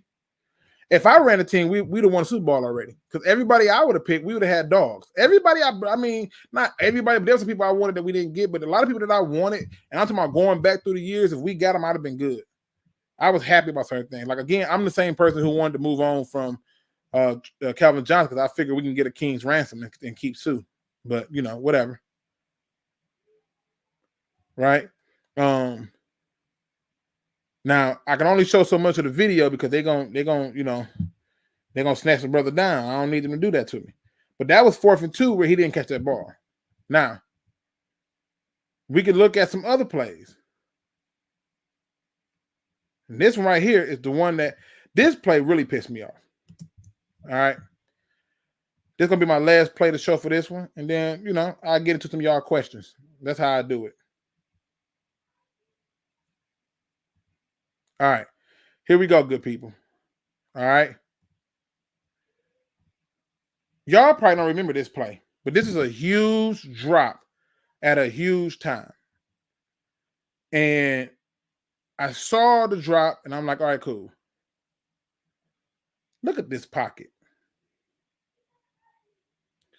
Look at what this linebacker, this Fred Warner, he's coming down here. Right? Look at where Jared Goff throws the ball, right? Fred Warner has literally reacted to the underneath guy. Look where Jared Goff throws the ball, and look what Fred Warner does. I want y'all to see this now. This is going to Laporta. Let me get past this, move this up a little bit. He's literally, at this point, look at this. Look how big come on, bro. Come on. This is perfect. This is what you want. Come on. And I'm gonna be the first one to tell you when the ball hits your hands, you gotta hold on to it. But damn it, could you do some things to make this better? Sure. So the pressure coming off from my man Sewell right here, right? And you see it. Look at this. I cannot make this up. I cannot.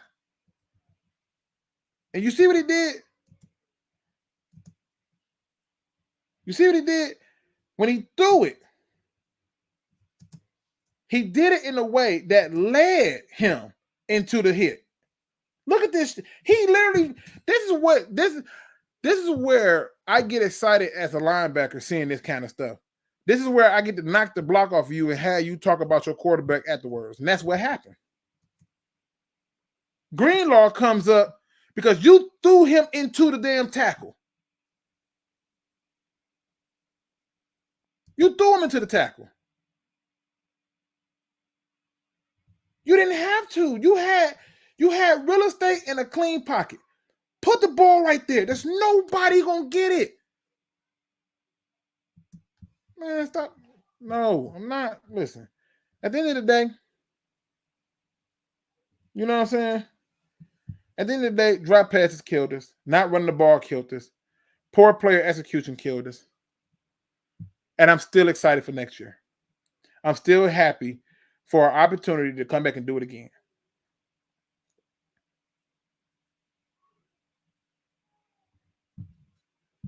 Luke, stop. We would not have won a Super Bowl if you was the GM. Shit. You may not have confidence in yourself, but I'm telling you, I'd have had some dogs on this team. I wanted Kyle Hamilton. I wanted Isaiah Simmons. I wanted to keep Ndamukong Suh and trade Johnson. I wanted to start Swift over Williams. I wanted to not have these even splits of rushing the ball. The players that I would have picked, Oh my God. I didn't want Jameson Williams. Jameson Williams to me looks like the speedy receiver we took Willie Green. That's what he looked like to me. Make a few plays here and there, but okay.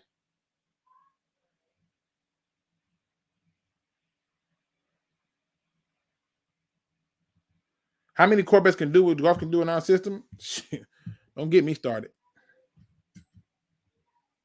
Any questions y'all got? Throw them in there. Yeah, it's one of those in-between passes where it could have been both a better pass and a better catch.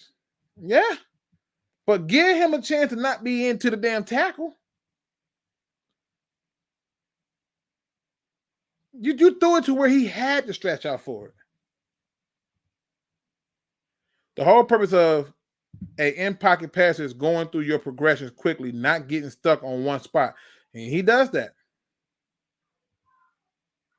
I know people love Goff, but once he's locked in on a receiver, he never looks off and he throws falling away.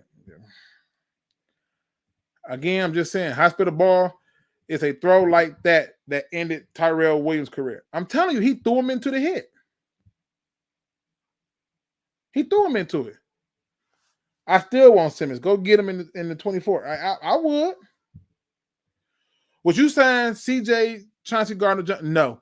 I felt that he was the reason he cost us the Seattle Seahawks game, and I felt like he put hardship on this team too often. He talks way too goddamn much to miss this many damn tackles.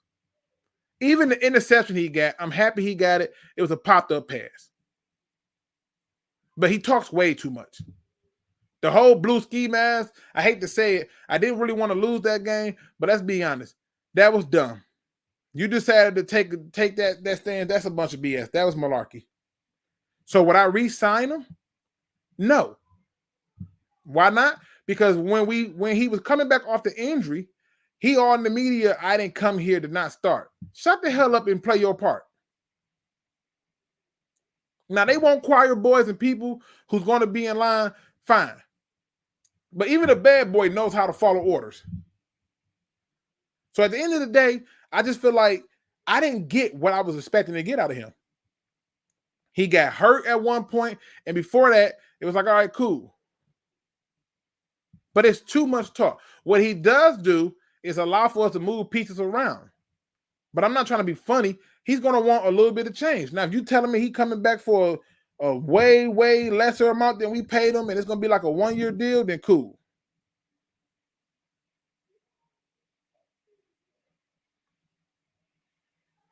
Cool. Oh, I'm picking up what you're saying, Looney. You think Hooker got a chance to take the starting job? Absolutely not. Nope. Absolutely not. So who we drafting? I haven't even started my draft review. I know we at pick 29. I haven't even started my draft review. But if I'm at pick 29, and I'm telling you right now, there's a few players that I have been looking at, trying to explore. But I can assure you that we're going to go full-fledged into the defensive side of the ball on these picks. But I got to look at like some people and figure out stuff. But I ain't there yet. I'm in offseason mode, but I ain't there yet. Shout out to Greg, who's a Raven fan. Says, see y'all in another 60 years. That's so cute. You know, you've been doing this for a while, and I get it. I got no beef with you with that. I get it. But your team had the top defense and gave up enough points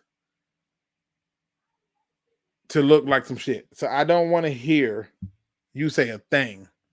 Your quarterback, don't even get me started about what his numbers was at halftime.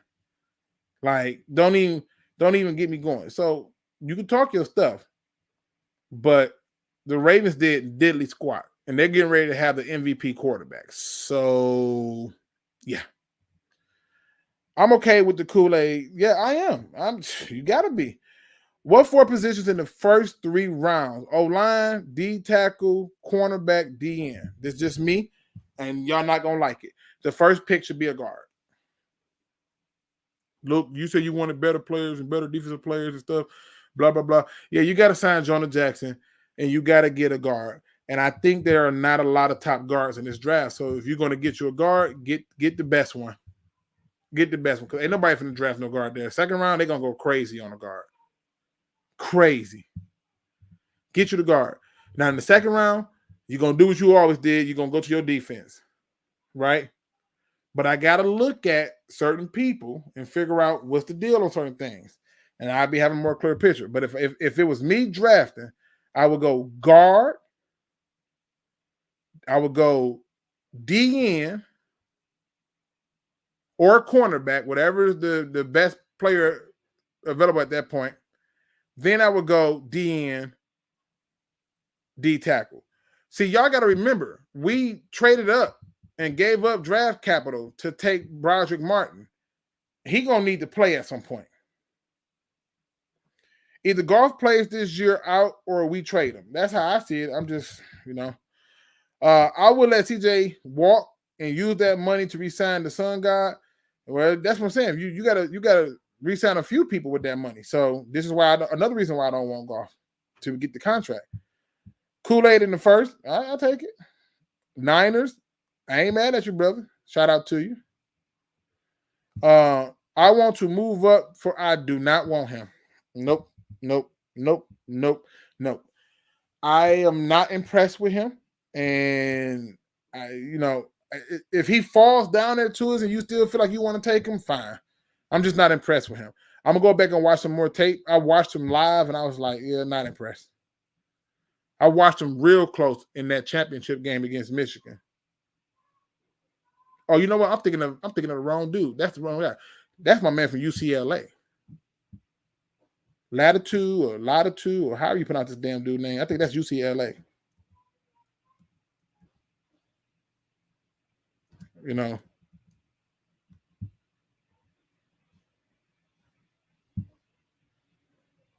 So, yeah, but I'm not impressed with him. And I think he's coming off an injury, if I'm not mistaken, too. I'm cool with CJ walking. Yep, me too. We got 7 picks as of right now. Most of those picks need to be defense. We need to get quality free agents, too. You can still draft these people, but find some quality free agents, though. Seriously. You only need like 1 or 2. Reynolds dropped those passes finally will have us adding a number 1 receiver. Get them out of here. They thought they got a number 1 receiver. Yeah. Majority of the picks are going to be defense. Cool.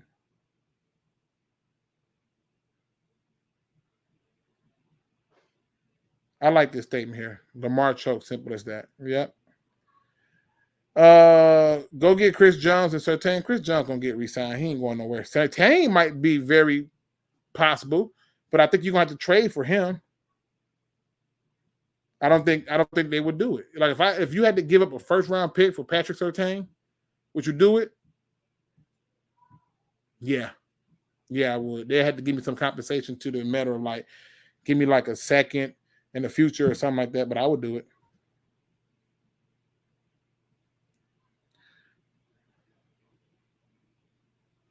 Let's see. J-Mo hasn't got the real opportunity like Laporta and St. Brown. I felt he should have been more involved in the game as well. I mean, that's fair.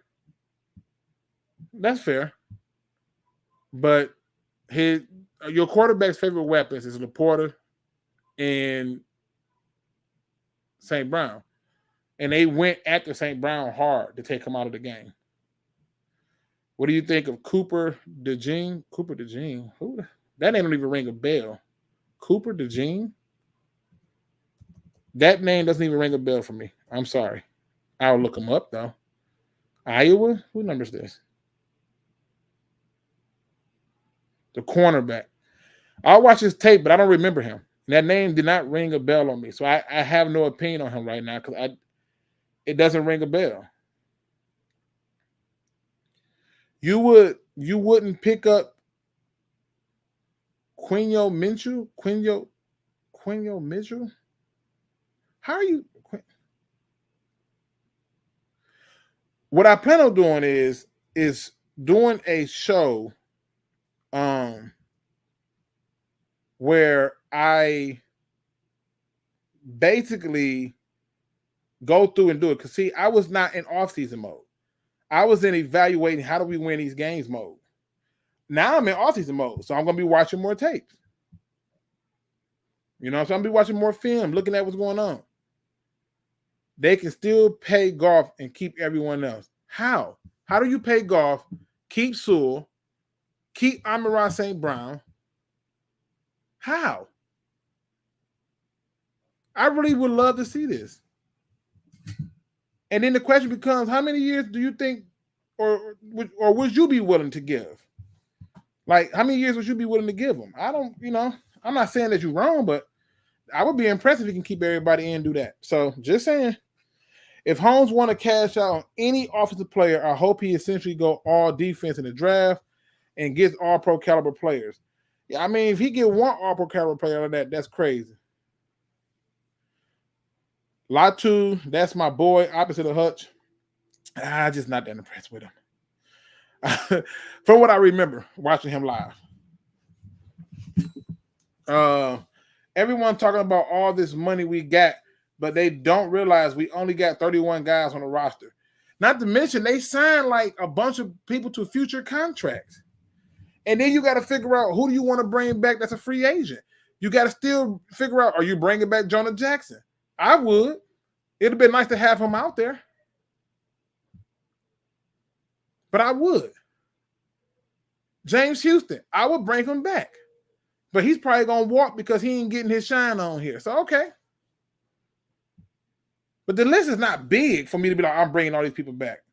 Would you give Goff a 3-year extension, but you trade him after the first year of the extension? We would definitely know by then. Oh, I like how you think it. So you out of the box, John. You out of the box. I like that.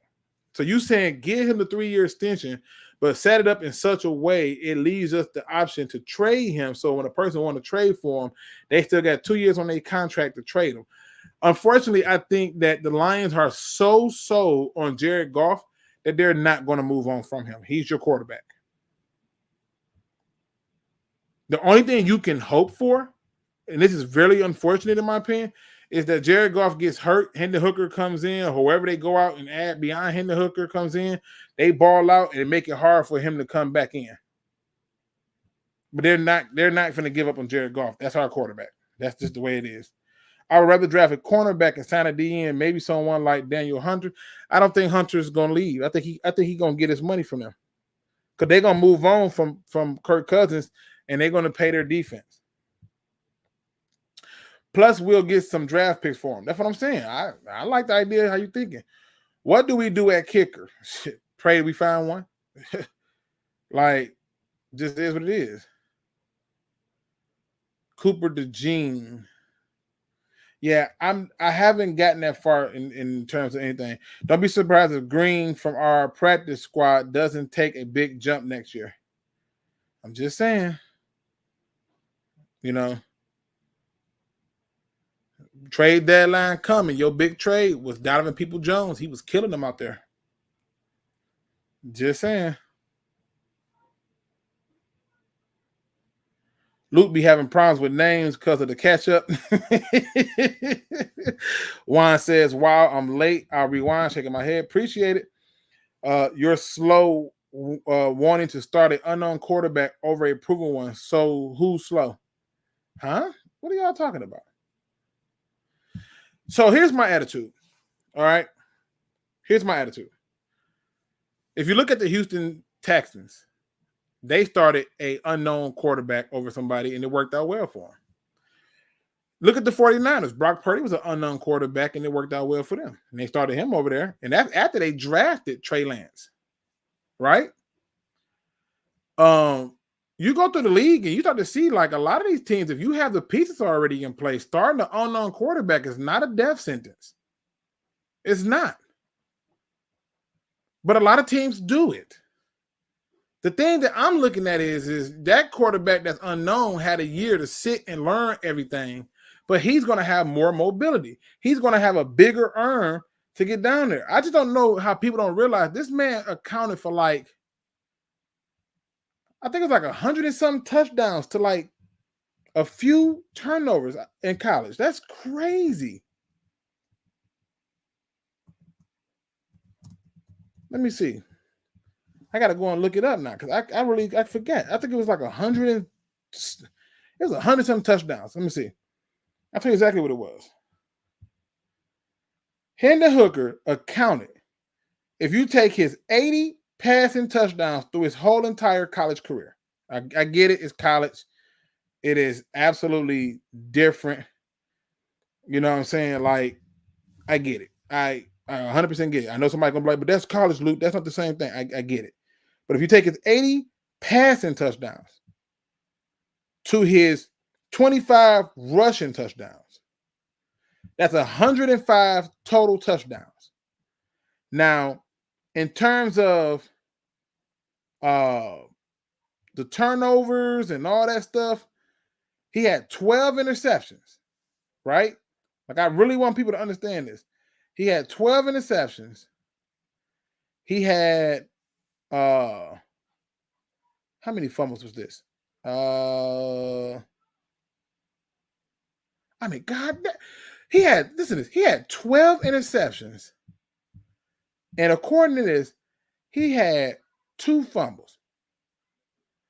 So 105 touchdowns to 14 turnovers. Just saying. Now we talking. Sign free agent Christian. If Wilkins hit the goddamn market, run to him. Run to him. I don't know if he's going to do it for real, but if Wilkins hits the market, you run. You go get him. I'm just saying, if he hit the market. I'm feeling good, Boom. Let me see. I'm going to hit on a few more and I'm out of here.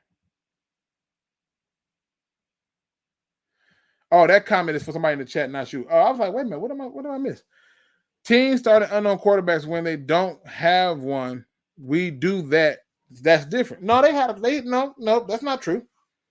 That's not true. That is absolutely not true. They've done it. Teams have done it many times. Started unknown quarterbacks and seeing what they got. It's been happening many times. Hooker made good decisions in progression when he played. I thought so too. My thinking is I will go after a veteran cornerback, draft an edge, pick up a D tackle, and make sure I draft a center guard for Frank. He's retiring after this season or next. Yeah, it's probably going to be that way. Again, these are just my thoughts on the game. This is how I viewed it. Again, I don't hate Jared Goff. I don't despise Jared Goff or anything like that. I just simply wanted to point out that some things are a little bit different. And that is a good point. Mahomes came from a gimmicky offense, and Alex Smith was a first overall pick on his second team, and they moved on from him. I'm just saying, it's been done. Shoot, I remember Tom Brady's story. It's literally the same thing. Guy get hurt, they did it. They moved the Packers, moved on from Aaron Rodgers for Jordan Love. It's working out just fine. But because Jordan Love got to sit and learn and see things and he got a little playing time, it works. So I'm just saying, I get it. Let me get a few more questions. I'm out here. Do you think next year Ben Johnson will learn how to put his foot on the neck and finish the game? This is why I get upset when we don't blow out teams we should blow out or run the score up on them. I think next year he has to. It needs to be a full-fledged revenge tour. The question is, I don't know if he will. It's a lot of politics to not make the other guy look bad. If Goff was a little quicker and agile, he would be even better. But we have that in Hooker, and that's my only problem. I don't have a problem with Goff. It's just that he has to have a perfect storm to survive. And I can show where Hendon Hooker didn't have a perfect storm and he survived. So that's just how I look at it. Mahomes was a first-round pick in Love. What about Russell Wilson? Seattle Seahawks. I'm a fan of them too.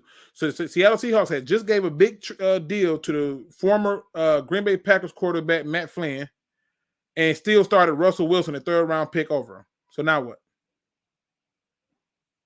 I can do this. I can do this all day. Just saying, KMG King.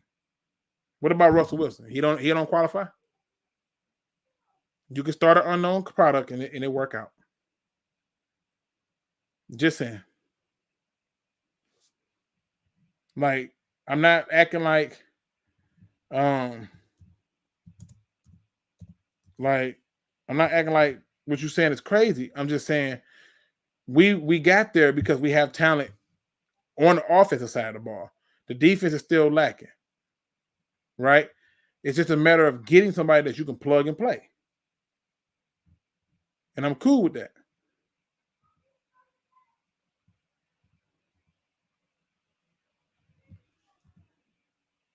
Just saying. Any other questions before I get up out of here, man? Because I know my kids going to be like, when we playing? Flynn was not a proven quarterback. He got that contract off of one game against us. No, you said name a person who started over a proven quarterback. So proven quarterback, meaning that they've played in this league and seen things. Flynn had some games. And yes, he got that contract off of us, if you want to say that, but he had some other games. The point I'm trying to make is he signed that huge contract, was more of a proven thing because you knew what you was getting out of him. You didn't know what you was getting out of Russell Wilson until you gave Russell Wilson a chance, and then you saw what you got out of him. Franchise tag golfer, no. No, he got another year on this deal.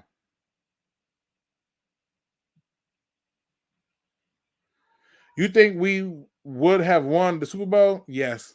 We would have beat the Chiefs. The problem with the Chiefs is they don't run the ball. They would have been one-dimensional, and that would have played into our favor. And if you take away Kelsey, they dead in the water. So, yes, I do think we would have won the Super Bowl. Easy. They a year away from that talk. I'm talking about starting quarterbacks, not 2 and 3 string quarterbacks. Flynn was the starting quarterback. I'm a Seahawks fan. I'm telling you, I know that history. He was the starting quarterback until Russell Wilson took over. Russell Wilson took the spot from him. Alex Smith was the starting quarterback until Mahomes is like, yeah, enough of that. Alex Smith was the starting quarterback for a lot of teams. You can go through a lot of teams that's done this.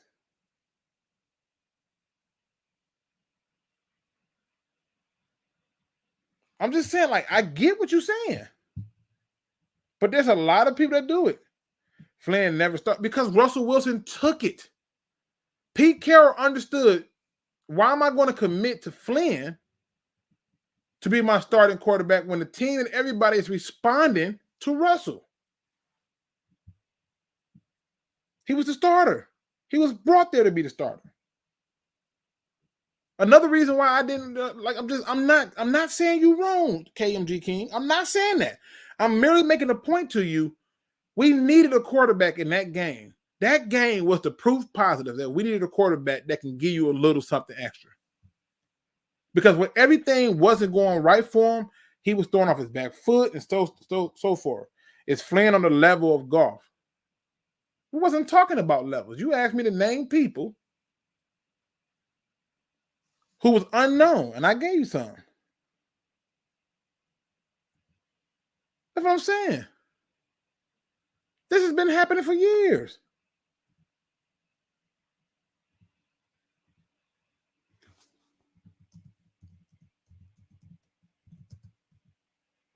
You bring up Tom Brady, nobody wants to bring that. Oh, that guy got hurt. Yeah, I know he got hurt, but he was healthy. Kurt Warner, unknown product, took over for Trent Green. Trent Green got healthy. They left him on the bench. You just go through the history.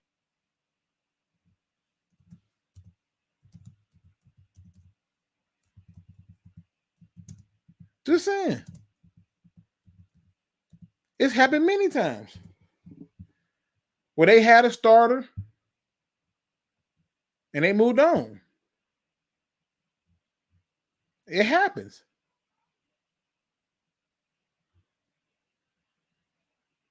But you don't know what you got until you let them play.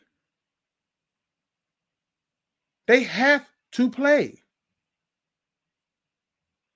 And if you're not going to play them, then it's a shame.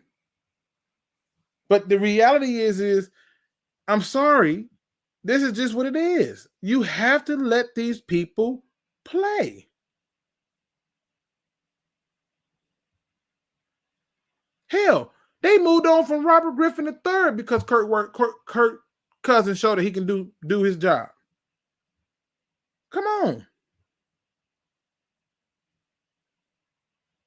It's not about a first or a second, or it's not about none of that.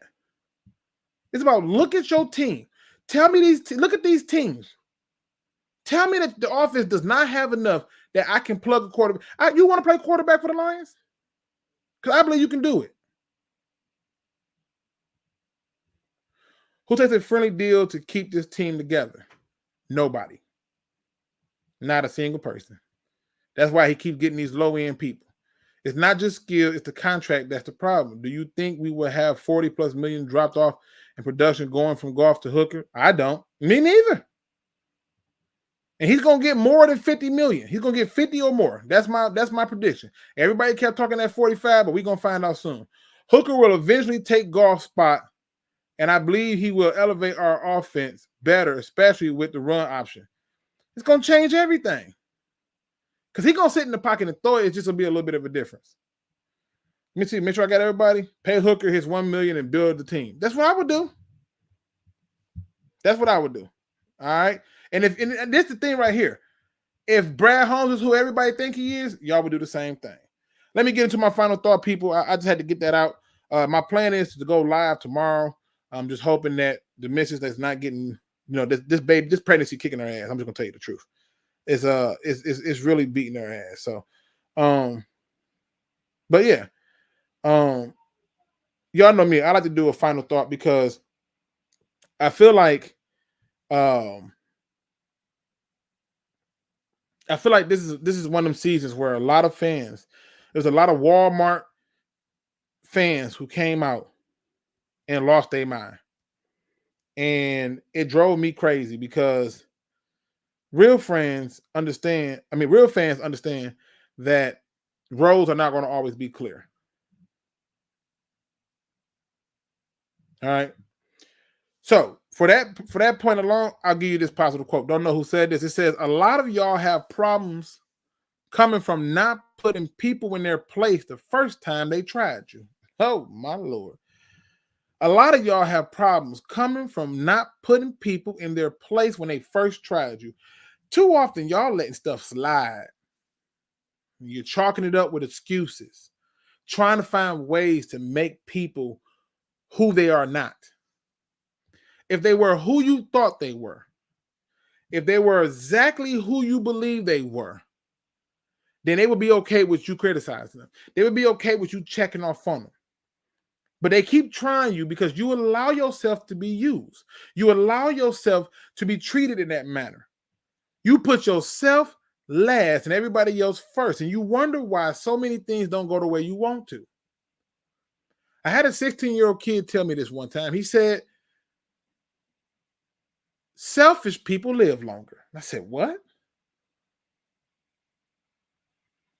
You're going to have to learn how to look at self.